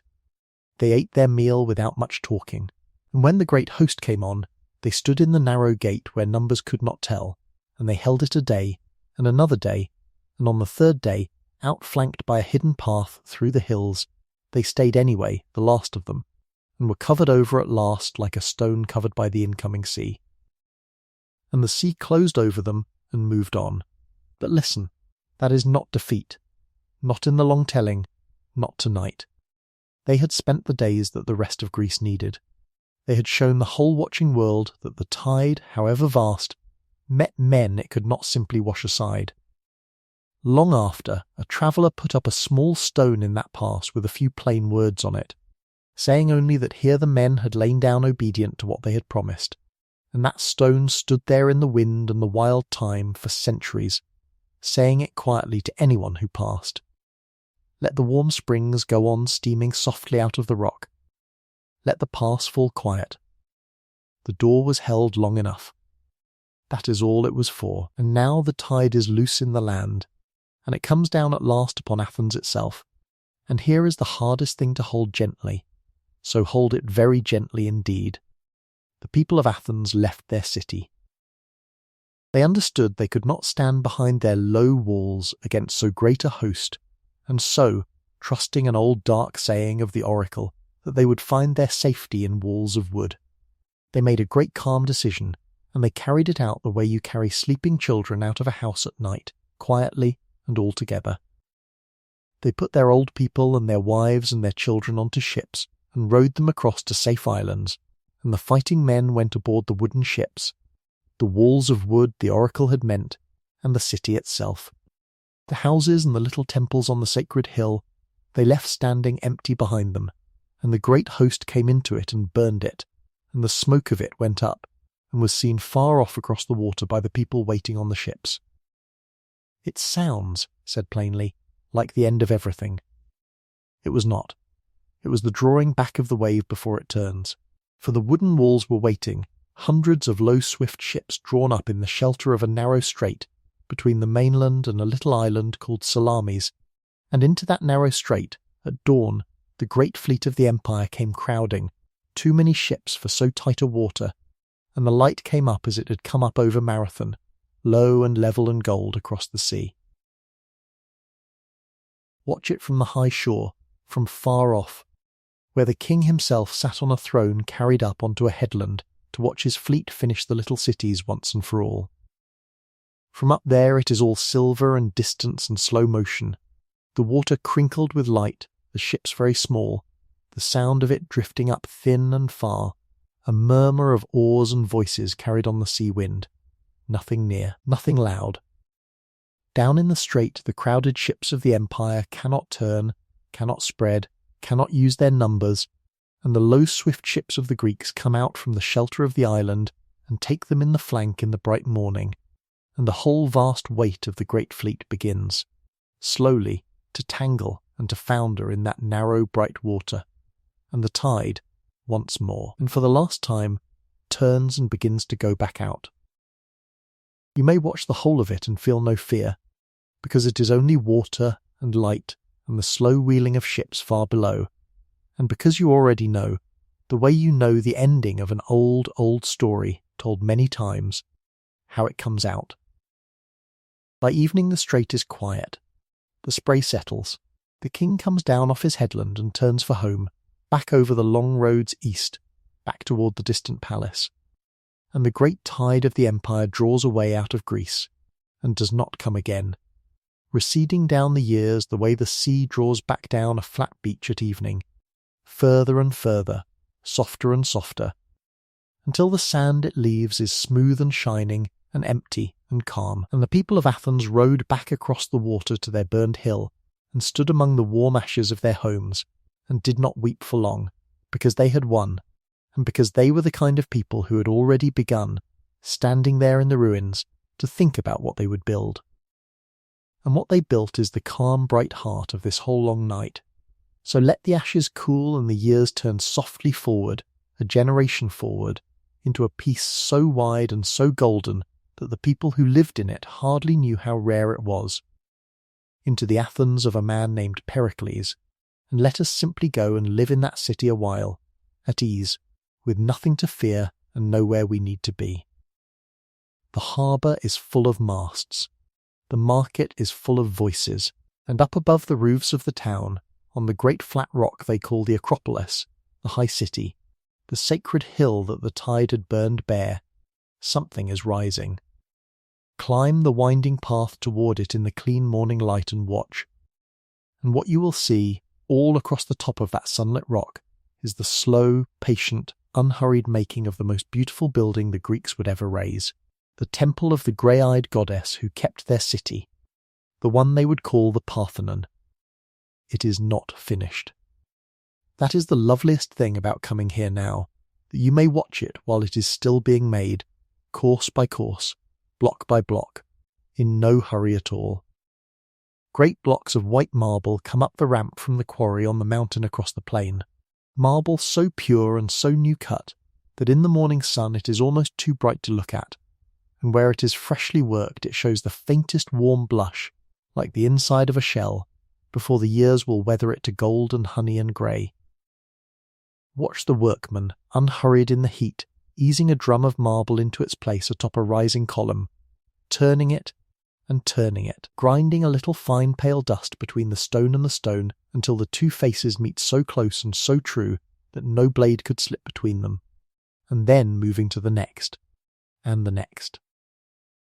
There is a sound to this place, and it is one of the most restful sounds there is, the patient chink and tap of many chisels working stone. Small and bright and never hurried, spread out across the top of the hill, and drifting down to you thin on the warm air, along with the smell of dust and hot marble and the sea somewhere below. No one here is racing. They are building a thing meant to stand 1,000 years, and they build it the way such things must be built, one true stone at a time, and the columns rise course by course out of the bright rock, and stand at last in their long calm rows against the deep blue of the sky, holding up nothing yet but the light. Sit here a while in the marble dust and the sun, and just watch it rise. There is all the time in the world. And when your eyes have had their fill of the white hill, come down off it, down the winding path and into the town, into the wide dusty open square at the foot of the rock that is the beating heart of the whole city,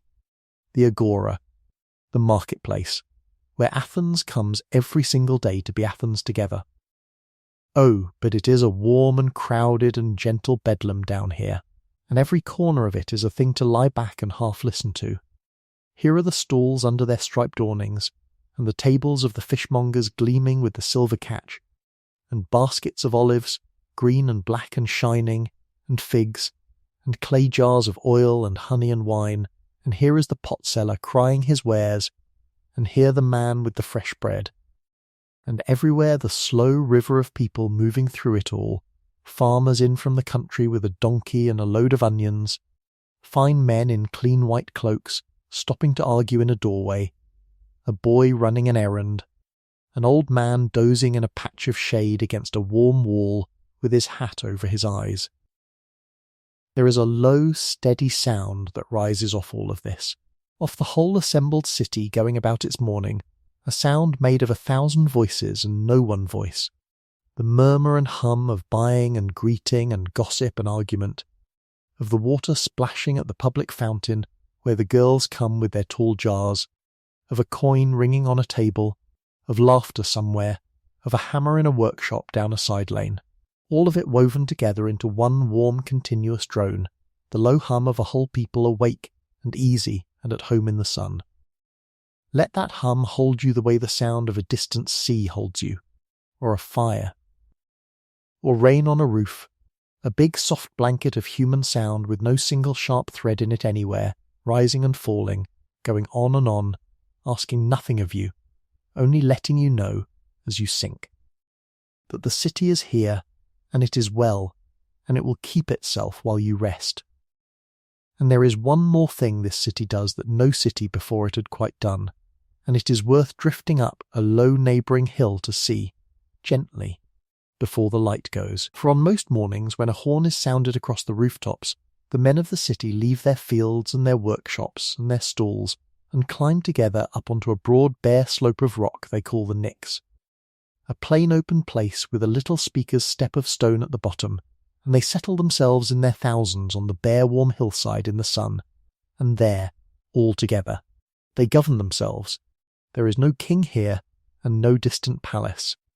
Whatever the city is to do, the building of a temple, the sending of a fleet,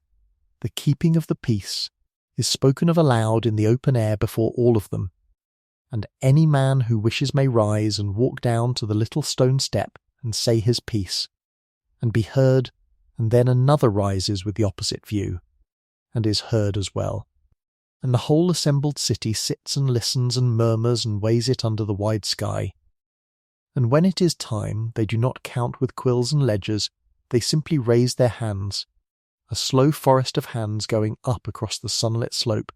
and the greater show of hands carries the day, and it is done, and they rise and dust themselves off and drift back down into the town. It is on this hill that the tall grave man Pericles rises, again and again in these years, to speak to them in his calm, unhurried way. And they lean in to listen, and the low collective hum of all those seated thousands softens as his one clear voice goes out over them, and then swells again warmly when he is done. You need not follow the argument. Only feel the shape of it, that great gentle machine of a whole people talking itself, patiently and out loud and in the sun, toward what it will do next, and let the low murmur of the assembly on the hillside be one more soft layer in the sound of the city holding itself together while you lie still. And along the shaded edge of this same marketplace, if you drift there, you will find a knot of men standing about in the cool of a colonnade, not buying anything, just talking, and at the middle of them a short, plain, barefoot, snub-nosed old man with a round belly and the kindest and most tireless curiosity in all the world. And this, though the whole long wait of what he began was still to come, is Socrates. He has no school and charges no fee and writes no books. He simply comes down to the market most days and falls into talk with whoever will talk with him, a young man on his way somewhere, a craftsman, a visitor, and he asks them questions. That is all he does. He asks, in the gentlest and most patient way, what a thing really is. What is courage? He wonders aloud, and when the young man answers quickly, he wonders again, softly, whether that is quite all of it, and asks another small question, and then another, never sharp, never scolding, only turning the thing over and over in the light like a shell picked up on a beach, so that the two of them, the old man and the young one, wander together deeper and deeper into a simple word neither of them, it turns out, had ever truly looked at before. He is in no hurry to arrive anywhere. He seems, if anything, delighted to discover how little he knows, and to say so plainly, and to go on asking anyway. And around him the market roars its soft warm roar, and the fishmongers cry the catch. And the marble dust drifts down off the bright hill above, and here in the shade a new and quiet kind of thing is being born into the world without any fuss at all, the slow gentle habit of asking, and asking again, and being unafraid not to know. Let his voice be one more low soft thread in the hum of the city,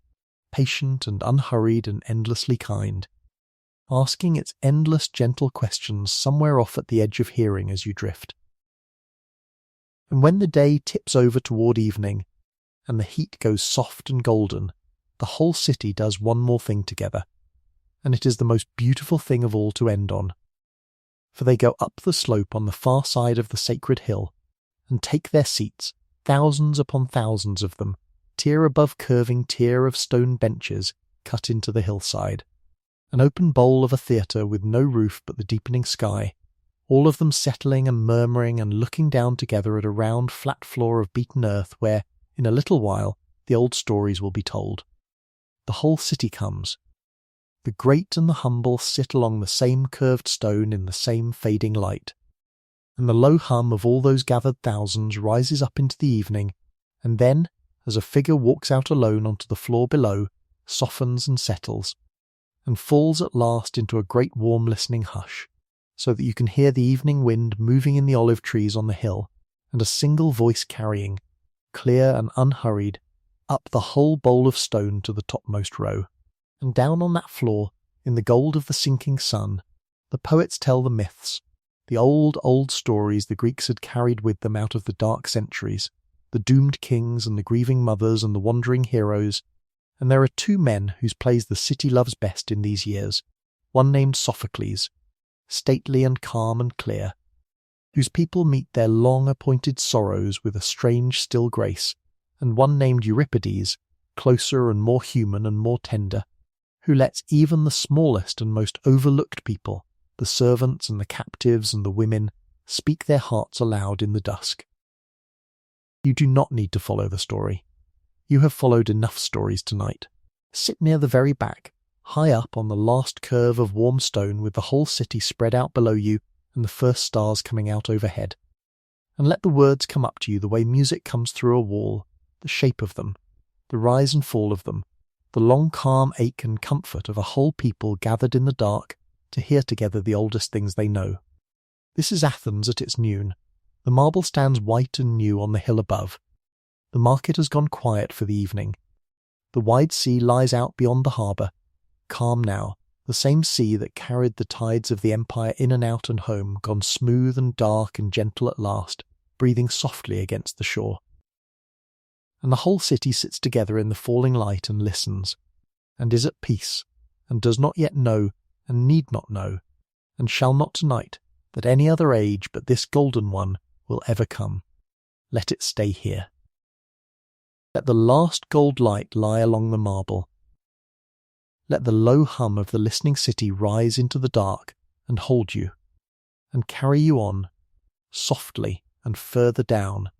towards sleep. And so we leave that bright high noon of Athens behind us the way you leave a warm room, not shutting the door hard but only easing it to, letting the light narrow slowly to a line and then to nothing. And we let the years drift on a little, softly, the way the afternoon drifts on past its own best hour, without anyone deciding it should. Nothing is going to be asked of you here. Everything I am about to tell you happened a very long time ago,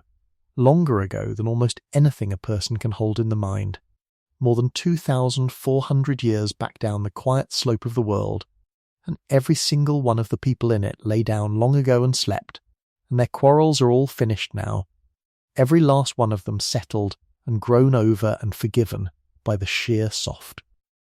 weight of the passing centuries, so there is nothing left in any of it that can reach you, nothing that needs your worry, nothing you have to hold. We are only going to watch it go by, the way you might stand at a window on a grey still day and watch a slow tide come up over the mud flats, come up and cover them, and then, in its own good time, draw quietly back out again, and none of it hurrying,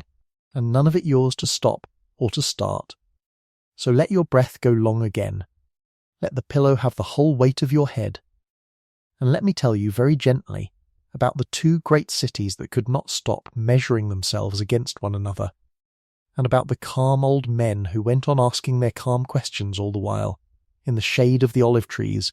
no matter what the cities did. Because here is the thing about that golden Athens, the Athens of the White Temple on the hill and the crowded talking marketplace and the theatre full to its stone brim. It was not alone in the world, and it was not the only proud place in Greece. Far to the south of it, down past the mountains, in a wide inland valley beside a river, there lay another city entirely, and that city was Sparta, and the two of them were as unlike as two cities of the same small people could possibly be.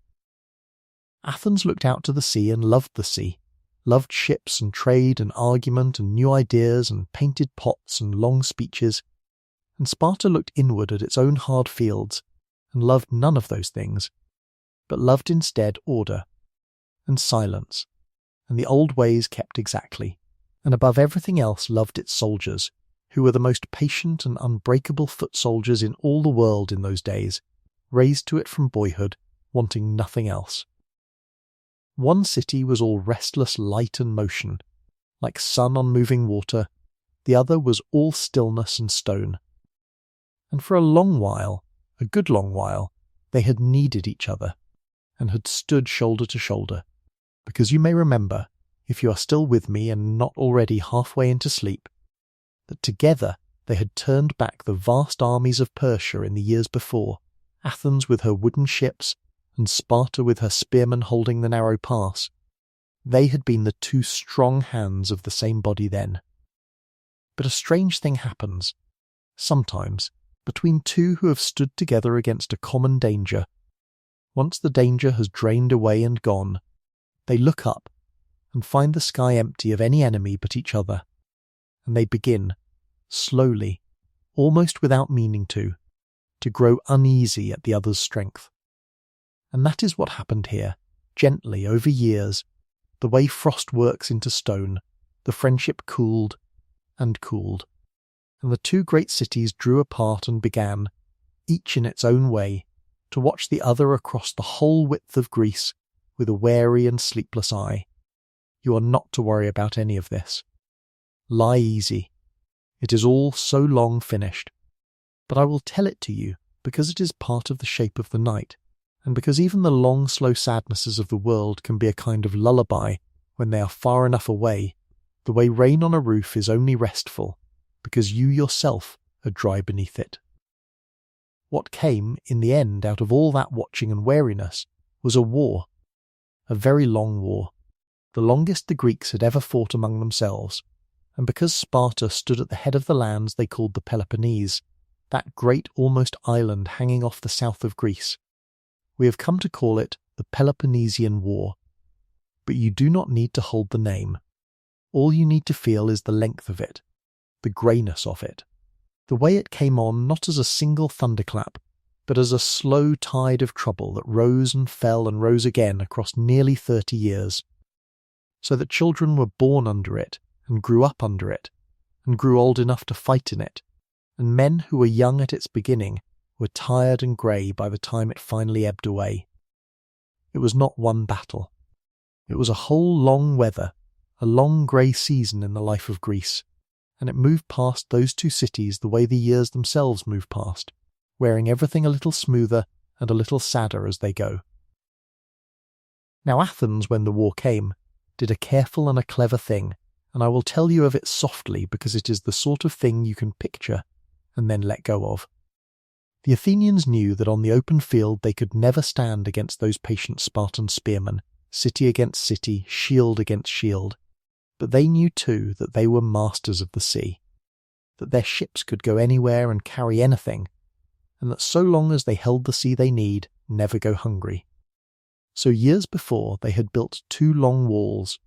2 great arms of stone reaching out from the city all the way down to their harbour by the water,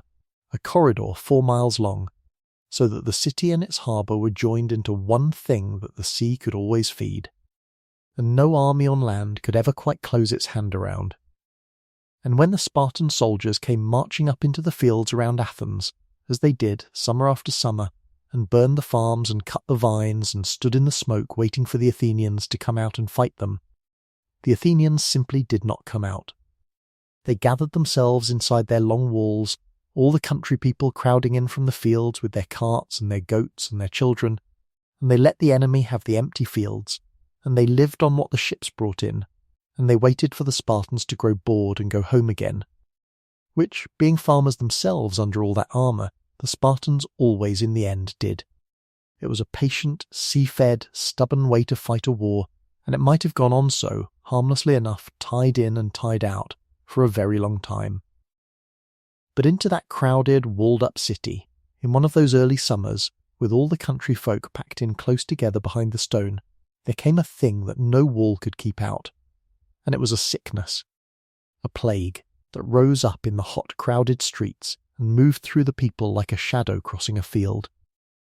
I am going to tell you of this the way you tell of a grief in your own family from long, long before you were born, a great-grandmother's grief, real and true and honoured, but softened all the way down to a still sadness by the distance of the years, because that is what it is to us now, and that is all it can be. Many died in that plague summer, many more than died on any battlefield, ordinary people in ordinary houses, and among them, before it had run its course, died the great leader Pericles himself, the very man who had raised the White Temple on the hill and given the city its proudest years. The plague took him as it took the poorest water carrier, quietly, in a room, and the city that had been so sure of itself was left leaderless and stunned and grieving in the summer heat. It was the saddest hour of Athens. And yet, you know, the city did not end there. It grieved, and it buried its dead with all the old words said over them, and it went on, because cities do go on, the way the morning goes on after the hardest night, and the plague, in its own time, burned itself out and drew back and was gone, the way even the longest fever finally breaks and leaves the room cool again. So let it draw back. Let that summer draw back out with the tide. It is more than 2,000 years drawn back now, and every soul it touched has been long, long at rest. And the war went on past it, the way the grey tide goes on, up and back, up and back. There were years when Athens seemed to be winning, and years when Sparta did, and years when the two of them, exhausted, laid down their arms and made a peace and shook hands over it and swore it would last a lifetime, and then, after a few quiet seasons, took the arms up again, because neither could quite let the other be. The fighting spread out over the sea, out among the islands, and even, in one long-reaching gamble, all the way across the water to the great Greek city of Syracuse on the island of Sicily, far to the west, where Athens sent out a whole beautiful fleet, the finest she had ever launched. Ship after ship rowing out of the harbour in the morning light, with the whole city come down to the water to watch them go, and that fleet sailed away over the horizon, and, after a long hard while in a strange far harbour, it did not come home. I will not walk you through the hard end of it. You do not need it, and it does not need telling here, on a night meant for rest. It is enough to know that it was a great loss, quietly and completely a great loss, and that Athens, who had begun the war so rich and so sure, grew slowly poorer through it, and slowly less sure, year by grey year, the way a strong old tree loses one great limb and then another to a run of hard winters, still standing, still green somewhere up top, but lessened, and knowing itself lessened. And so it came, in the end, after all those years, that the long walls did not save her. Sparta, patient Sparta, learned at last the one thing she had lacked, which was how to fight upon the sea. She built herself fleets, with help and with gold from old Persia far to the east, who was glad enough to see the Greeks wear each other down, and one grey day, far to the north, on a nothing stretch of shore, the last great fleet of Athens was caught drawn up on the beach and taken almost without a fight, and after that there were no more ships to bring the food in, and the sea, which had fed the walled city so faithfully for so long, went quiet and empty at last. And Athens, hungry, weary, at the very end of a war that had run for nearly 30 years, laid down her arms. The Spartans came, and the long walls, the great stone arms that adjoined the city to the sea, were taken down, pulled down stone by stone, and it is said that as they came down, the enemy played flutes, and people wept, thinking that this was the end of the freedom of Greece. It was the quiet fall of a proud city, and there is a real sorrow in it, and I would not pretend to you that there is not. But hold it gently, the way you would hold something old and worn that once was somebody's. Because here is what the weeping people by the walls could not see, and what we, from all our distance, can. Athens did not die that day. The stones came down, and were, in time, quietly built up again. The proud pride was humbled, and that perhaps was no bad thing for it. And the truest, the most lasting thing the city had ever made was not its walls at all, nor its fleets, nor its empire out among the islands, all of which passed away like weather. The most lasting thing was something you cannot pull down with ropes and cannot starve out behind a wall, and it had been growing. All through those grey war years, quietly, in the shade, and it was only now, as the loud things fell silent, that you could really begin to hear it. Because all through that long war, while the fleets went out and the walls stood, and the seasons of trouble came and went, there had been, in that same crowded marketplace of Athens, an old man with a snub nose and bare feet and a plain worn cloak, going about among the stalls and the colonnades, stopping people and asking them questions. His name was Socrates. He was not a general, and he was not rich, and he never wrote a single word down in all his life. He only talked. And more than talked, he asked, gently and endlessly, the simplest and the hardest questions there are. What is goodness, really? What is courage? What is it to live well? And when a man answered him quickly and confidently, sure he knew, Socrates would ask him one more soft question, and then one more, until the confident answer came quietly apart in the man's own hands, and he found, to his surprise, that he did not know the thing half so well as he had thought, and that this not knowing was the honest beginning of true wisdom. He did this for years, in the shade of the painted porches, in the cool of the morning and the gold of the late afternoon, gathering about him a whole company of the young, who loved him and followed him and listened to him take apart the world with nothing but patience and questions. He was, you might say, the gentlest and the most stubborn man in all of Athens, and he could no more stop asking his questions than the sea could stop being wet. Now the end of Socrates is a sad one too, and I will tell it to you as softly as all the rest, because it belongs to the same long-settled piece of the past, and cannot trouble your rest tonight. After the war, in the tired and frightened years just after the fall, the city grew suspicious, as tired, frightened cities will, of anyone who asked too many hard questions and would not simply agree. And they put the old man on trial, and, by a narrow and a foolish vote that the city itself was ashamed of soon enough, they condemned him. And they gave him, as the custom was, a cup of cold poison to drink. And here is the part to carry with you into sleep, the part that is not sad at all, but is, when you turn it to the light, one of the calmest things a human being ever did. Socrates was not afraid. His friends came to his cell weeping, and would have helped him slip away and run, and he would not. He sat with them through his last day and talked with them as gently and as curiously as he had talked in the marketplace all his life, asking, even then, what death might really be, and wondering aloud whether it might be only a kind of long dreamless sleep, or a going on into somewhere new, and finding, either way, nothing there to fear. And when the hour came, in the cool of the evening, he took the cup, and he drank it, without any trembling, the way you might drink a cup of water at the end of a long good day, and he lay down, and he covered his face, and he let go, easily into whatever was next, still teaching, right to the last breath, that a good life needs never be afraid of its own quiet ending. Let that stay with you. An old man, unafraid, in a cool room in the evening, drinking his cup and lying down to rest. There are worse pictures to fall asleep on than that one. And the young men who had loved him did not forget him, and this is where the war and its grey tide finish draining away entirely, and we come out at last into the long, mild, shaded afternoon of the mind, which is the truest part of this whole night, and the part I most want to leave you resting in. Among those young men was one called Plato, and Plato so loved his old teacher, and so grieved the city that had condemned him,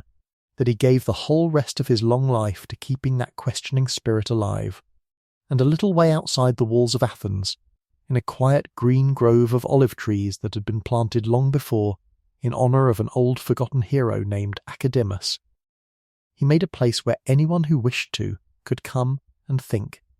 and talk and learn together in the shade. They called it, after the grove, the Academy, and that soft old word has come all the way down to us, so that every academy and every school there has ever been is a far-off child of that one grove of olive trees outside Athens. Picture it, and let your mind lie down in it. The low silver-grey leaves of the olives turning in a little wind, the dappled shade moving slowly on the trodden earth, cool stone benches and cooler running water, and men walking slowly up and down among the trees in the long gold light of the late afternoon, talking quietly, not arguing to win, but wondering together, about the soul, and about goodness, and about weather the fleeting. Changing things we see all around us are only the flickering shadows of some deeper, truer, changeless things behind them. There was no war in that grove, there was no hurry in it. There was only the shade, and the questions, and the light coming slantwise through the leaves, hour after unhurried hour, day after day, for years. Plato wrote it all down too, all the questions,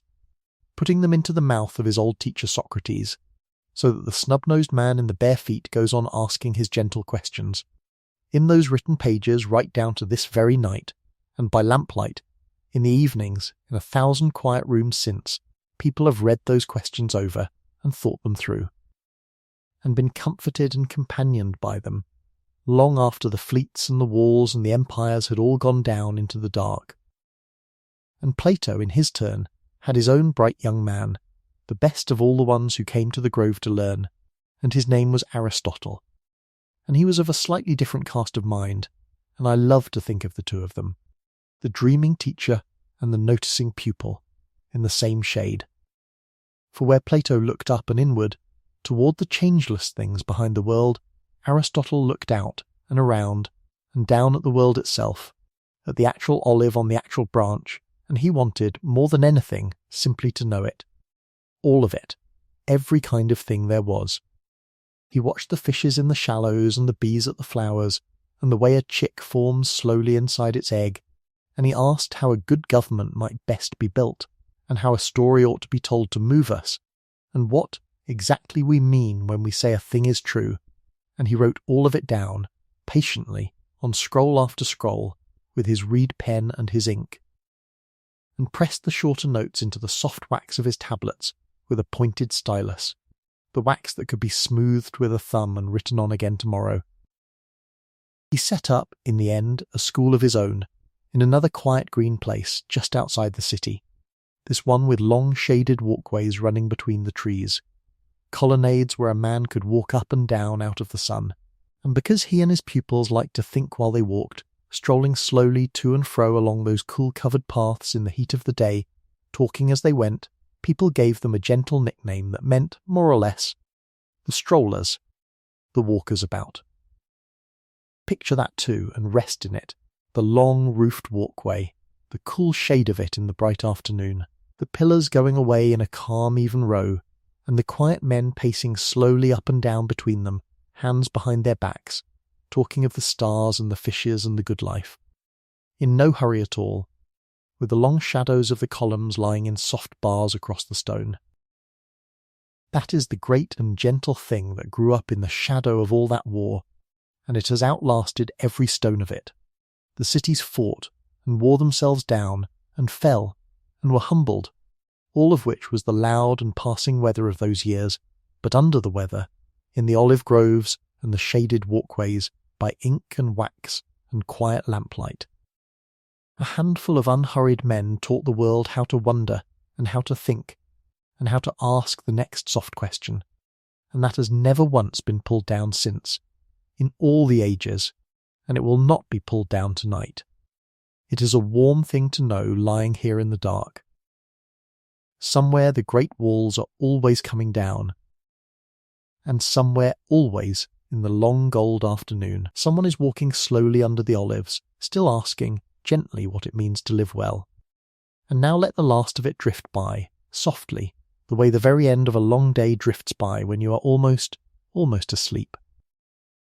After Athens fell, you might think that Sparta, having won it all, would stand tall and sure over Greece for a long age, but it is one of the quiet lessons of that whole time that no city could hold the top of the hill for long. Sparta, hard and narrow, made a poor master and grew heavy-handed, and soon enough the other cities were as weary of Sparta as they had ever been of Athens. And for a little while, out of the middle of Greece, a city called Thebes, that had never been first at anything, rose up, quietly and almost to its own surprise, and produced one great and thoughtful general, and for a handful of years Thebes stood at the head of Greece, and even humbled unbeatable Sparta on the open field, which no one had thought could ever be done. But Thebes could not hold it either, and its great general fell, and it sank back down again into the general weariness, because that, in the end, is the truest picture of Greece in those years after the long war. Not one bright city rising, but a whole land of old proud cities grown tired of fighting each other, tired of winning and losing and winning again, each too stubborn to yield and none any longer strong enough to lead, quarrelling on out of long habit, the way a room full of tired travellers at the end of a very long day will go on murmuring their old disagreements even as, one by one, their heads begin to nod. The cities were weary, the old fire had burned low. And it is a strange, soft, half-sad thing, but the whole bright, brawling, brilliant world of the Greek city-states, the world of the marketplace and the theatre and the grove, was, without quite knowing it, ready at last to rest, and to be gathered up, and to be carried on into something larger by hands not yet arrived. For while all those old southern cities sat murmuring and nodding in the long dusk of their quarrels, far away to the north, up past the edge of the proper Greek world, in a rough green kingdom of horsemen and mountains that the polished southern cities had always thought too wild and too plain to bother much about, something new and quiet was beginning to gather itself and to grow strong. But that, my friend, is the very beginning of tomorrow's part of the story, and it can easily wait, the way the North itself waited, patient in the dark, all through those long years. Tonight there is nothing to do about it, and nothing to watch for. Tonight the olives are still turning their silver leaves in the last of the light outside Athens. The old questions are still being asked. Softly, under the shade, the lamps are being lit, one by one, in the quiet study rooms, as the long afternoon slides down at last into evening, and the tired cities are letting their heads fall gently forward, one after another, into rest. Let your own fall with them. There is a lamp lit somewhere, and ink drying on a page, and a cool colonnade with the shadows lying long across it, and none of it needs you to keep watch over it a moment more. Let it all go on turning gently without you, exactly where it is, and let yourself go on down, softly, into the quiet, while the north keeps its long patient darkness, and the grove keeps its long gold light, and the whole tired, beautiful old world settles, with you, towards sleep. And so the stage stands nearly empty now. The old cities have grown tired, you remember, quarrelsome and worn thin by their long 100 years of wars, and the lamps in their study windows burn a little lower than they did, and while they were arguing, and forgetting and dozing over their old rivalries, something was gathering, far off, up in the north, up beyond the last of the familiar mountains, in the wide rolling horse country where the winters are longer and the towns are fewer, and the people had always been counted, by the clever folk of the south, as half-wild cousins barely worth the naming. Macedon the country was called, a land of high pastures and slow rivers and long blue evenings, and out of it, without any hurry at all, and almost without anyone in the tired old cities quite noticing until it was already done, there rose a king. His name was Philip, and he was a patient man, and a clever one, and the thing he built slowly, the way a good wall is built, one considered course of stone laid quietly upon another. He had spent some of his youth down in the south, as a kind of guest and a kind of hostage both. A watchful boy in a strange bright city, and there he had studied the way the southern armies fought, and then he had gone home to the quiet of the north, and thought about it for a long, long while, turning it over through the dark months, and only then, unhurried, had he begun to make something new. Not a crowd of proud men each charging off after his own glory, but one single instrument, one body of many men moving together as a single thing, drilled and drilled again through the long northern winters, until the moving as one had become as natural to them as breathing, as natural as walking, as natural as the slow turning of the seasons over their heads. He gave them long spears, longer than any spears had ever been, so long that when the front ranks lowered theirs, and the ranks behind lowered theirs above,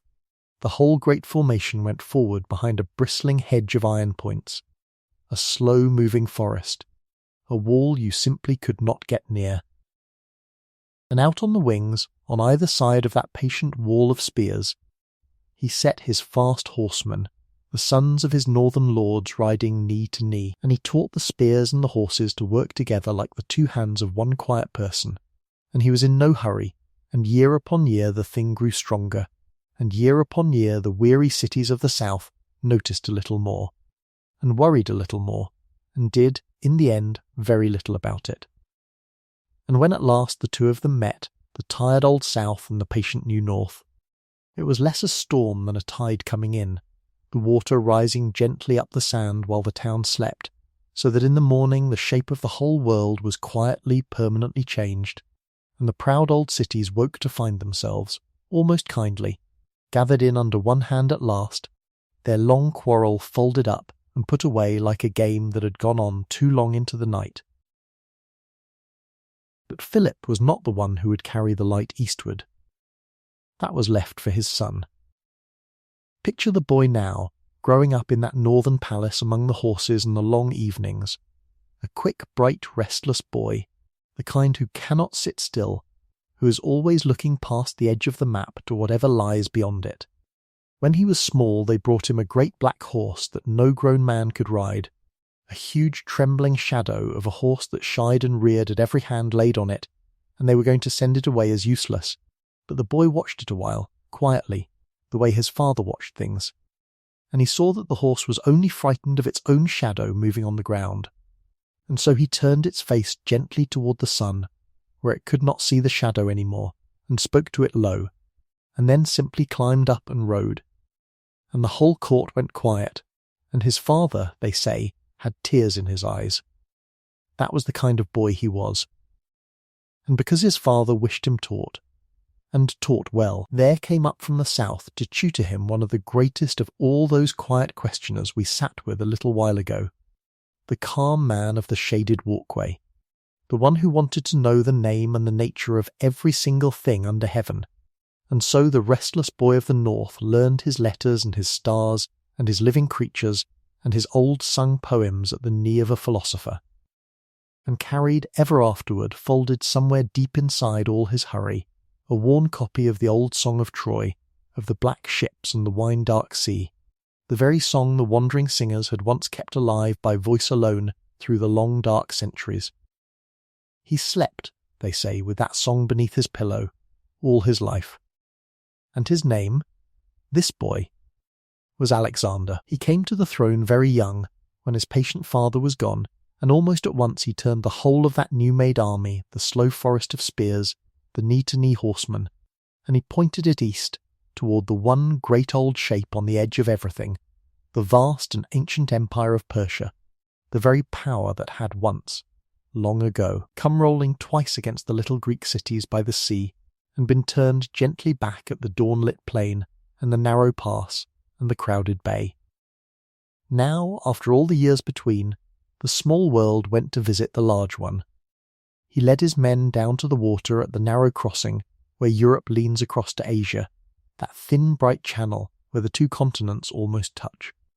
And they went over in the ships in the early light, and when his own ship was halfway across, they say, he threw a spear so that it fell and stood quivering in the far shore, claiming the whole of Asia the way a child claims a hill, and then he stepped down onto the sand of a new continent, and the road east opened out before him, and did not close again for the rest of his short and astonishing life. And here let the marching go soft and dreamlike, for it is very late, and we are watching all of this from a great and gentle distance, the way you watch weather move across a far country from a high still window, not the toil of it, not the dust and the thirst and the endless miles, only the shape of it, only the light of it moving over the land. Watch the long column go then, a slow river of men and horses and creaking carts winding east across the brown hills of Asia Minor under an enormous sky. Torchlights strung out along the road at nightfall like beads on a thread, campfires blooming in the dusk and dying down to embers before dawn,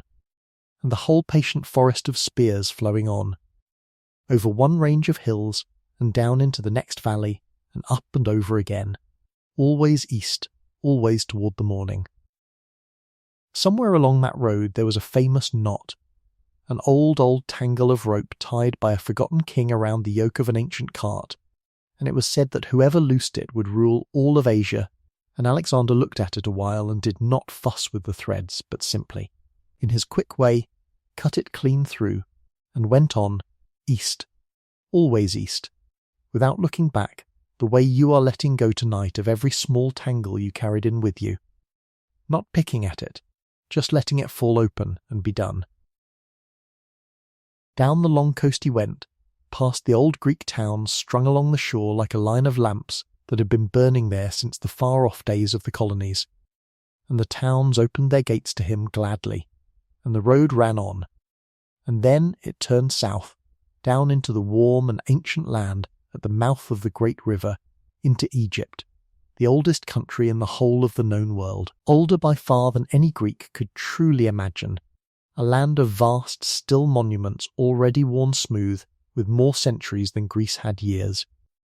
And Egypt did not fight him. Egypt opened like a flower, and welcomed him, and there, on a low strip of shore between the sea on one side and a quiet lagoon on the other, where the fresh wind came off the water and the light lay clean and wide, he stopped, and looked, and saw a city that was not there yet. And he paced out its walls himself, they say, walking the line of the future streets across the empty sand while his officers followed, and for want of chalk to mark the plan they trailed pale barley meal from sacks to draw the great avenues on the ground, so that the first outline of that city was written on the shore in grain, in bread not yet baked, and birds came down out of the bright air and ate the lines almost as fast as they were laid, which frightened the men. But the wise one smiled and said, "No, no, it is a good sign. It means this city will feed the whole world." And they named it, of course, for him, Alexandria, the first of many. For as he went on east, and on, he did this again and again. All across the enormous breadth of the world, he founded cities, and left them behind him like lamps set down along a dark and endless road, and gave to a great many of them that same name, his own. So that in the years to come there was an Alexandria by the Egyptian sea, and an Alexandria far out among the eastern mountains, and an Alexandria at the very edge of the known lands. A whole strung necklace of them glimmering across half the world, each one a little Greek fire kindled in a far country, each one a window lit against the dark. And into those cities, and along the roads that ran between them, there came flowing, quietly, everything that the Greeks had made through all the long night we have travelled together. The Greek tongue went east until a merchant from the cold northern isles and a scholar from the hot riverlands could meet in some dusty market at the middle of the world and understand one another. The round Greek coins went east, stamped with their calm faces, passing hand to hand across deserts and over mountains. And in each of those far new cities, under skies that had never seen such a thing, there rose the familiar shapes from home, the open-air theatre cut into a hillside, where the old myths could be told again to whole new peoples, the cool colonnade for walking and questioning in the shade, the gymnasium where the young men trained and ran, the temple with its calm marble columns, and in the doorways and the windows, at nightfall, the small warm Greek lamps, the little clay lamps with their single steady flames, being lit one by one as the sun went down over lands whose names old Homer had never dreamed. The whole gentle machinery of that civilization, its letters, its numbers, its songs, its questions, its love of the clean straight column and the running fountain, spread outward softly in every direction, soaking into each land it touched the way lamplight soaks into a dim room, not conquering it so much as quietly warming it, mixing with it, becoming part of it. And back in that first Alexandria by the Egyptian sea, though it would not come until a little after his own time, there would one day rise two of the wonders of all the ages. A great library, the largest gathering of books the world had ever known, where scholars meant to collect, patiently upon their shelves, every single thing that anyone anywhere had ever thought worth writing down, and out at the harbour mouth, a lighthouse, a tall white tower with a fire kept burning at its crown, a single enormous flame held up above the dark sea to guide the ships home through the night. The very same kind of small kind gesture as that one oil lamp above the sleeping gate, only grown vast, a lantern for a whole ocean. But those are lights that were still to come, still folded up in the years ahead, and we need not stay for them tonight. It is enough to know they were coming. And Alexander himself went on, further east than any Greek had ever gone or ever truly believed the world extended, over the great mountains and down the far side of them, across rivers no one at home had names for, all the way to the edge of a green and rain-soaked land at the very rim of the map, to the banks of a wide eastern river with the whole unknown breadth of India shimmering, beyond it in the heat. And there at last, at the very end of the world as he knew it, his men, who had followed him for years and years, who had walked and ridden to the far edge of everything, and were grey now and tired and dreaming of home, sat down by the river and would go no further, and he pleaded with them, and sulked in his tent like the old hero in his beloved song, and then, at last, gently he gave way and turned the long column around and started the whole vast dreaming procession back the other way, west, toward the setting sun, toward home. He had touched the edge of India. He had ruled from the Greek Sea to the Indian River. He had done it all inside a single life, one bright, hurried, unrepeatable life, so quickly that it hardly seems, looking back from here in the quiet, that it could have happened at all. A lamp carried the whole width of the world and back before it had time to burn low. But he did not, in the end, reach home. He came only as far back as Babylon, that huge and ancient city of the eastern plain, with its walls and its hanging gardens and its warm brown river, and there, in the flat heat of a far-off summer, still young, younger than many a man is when his life has barely begun, a fever came over him, quietly, the way the mist comes into the hollows before dawn, and he grew weaker, and one still evening he simply let go. And here is the gentle thing, the thing to hold as you drift. Do not take it as a loss, this early letting go, not tonight. Take it rather as a handing on, for a light does not fail when the hand that carried it sets it down. The light goes on, it only changes hands. When they asked him, at the very end, who should have all of it, all the cities, all the roads, the whole enormous glowing world he had strung together, he had no small answer, no single name. He gave it, they say, only to the strongest, and closed his eyes, and left the whole shining thing behind him for others to take up and carry on. And so his great generals, the men who had walked every mile of that road east with him, gathered up the pieces of the world between them, gently in the end, each taking a country to tend, one the old land of Egypt by the sea, one the wide eastern plains, one the Greek homeland itself, and they set themselves up as kings in the far cities, and their children after them, and their children's children, and they went on lighting the Greek lamps, and speaking the Greek tongue, and raising the Greek columns, and keeping the theatres and the libraries and the running fountains for a long, long, slow fading while. They call that long while the dusk of it all, the Hellenistic evening, and dusk is exactly the right and gentle word, for it was not a sudden dark but a slow and golden lowering of the light, a civilization easing down toward its rest the way this very night has been easing you down toward yours, unhurried, certain, in no rush at all. The great bright noon of the little cities by the sea was over, yes, but the light of it did not go out. It spread, it thinned and it spread, and it soaked away softly into every land it had ever touched, into Egypt and the eastern plains and the far mountains and the isles, mixing itself into all of them, until it was no longer a single flame you could point to, but a warmth lying gently over half the world. The way the last of the daylight, after the sun is well down, does not vanish all at once but lingers along the whole rim of the sky, everywhere and nowhere, gilding the undersides of the clouds long after you have stopped being able to say just where the sun went in. That was the Greek light in the end, not put out, only diffused, only handed on, and on, and on.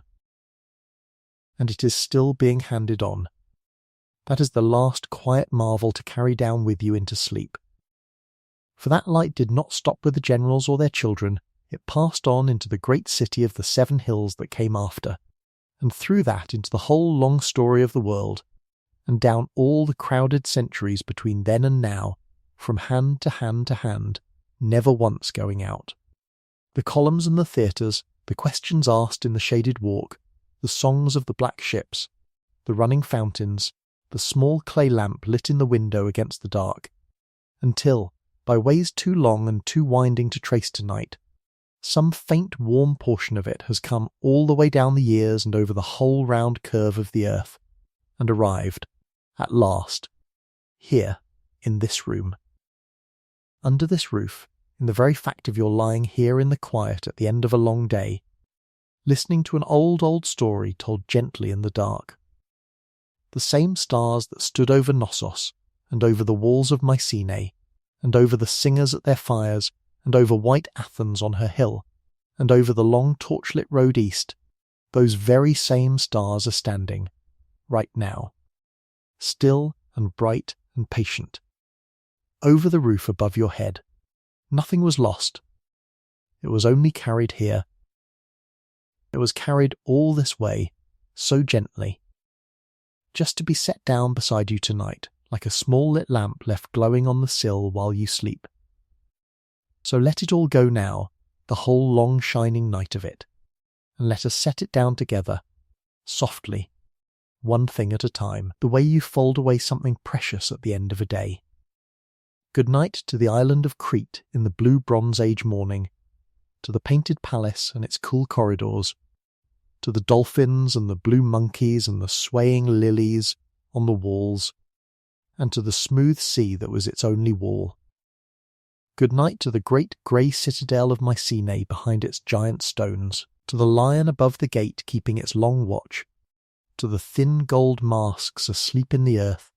and to the black ships drawn up on the far shore of the oldest of all the stories. Good night to the long dim centuries in between, and to the wandering singers who walked them, carrying the heroes from fire to fire, keeping Achilles and Odysseus alive by voice alone through all the dark, and to the first red glow of iron returning to the quiet forge. Good night to the little cities waking one by one around their hills, to the first games under the summer moon at Olympia,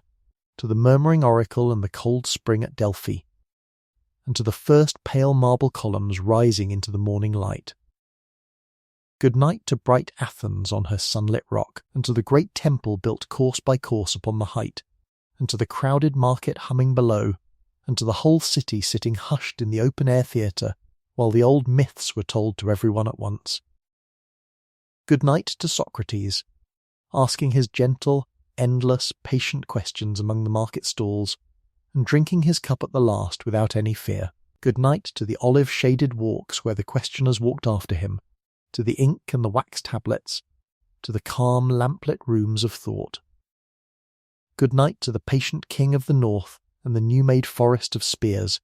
and to his restless bright sun with the old song beneath his pillow, riding east and east into the sunrise, hanging up his necklace of lamplit cities across half the sleeping world. Good night to all the Alexandrias glimmering along the far roads, to the great library with its patient shelves and the tall white lighthouse with its single steady flame. And good night, most of all, to the running fountains, to all the clear bright fountains of that whole long civilization, falling and falling into their worn stone basins across every quiet city from Crete to the Indian River,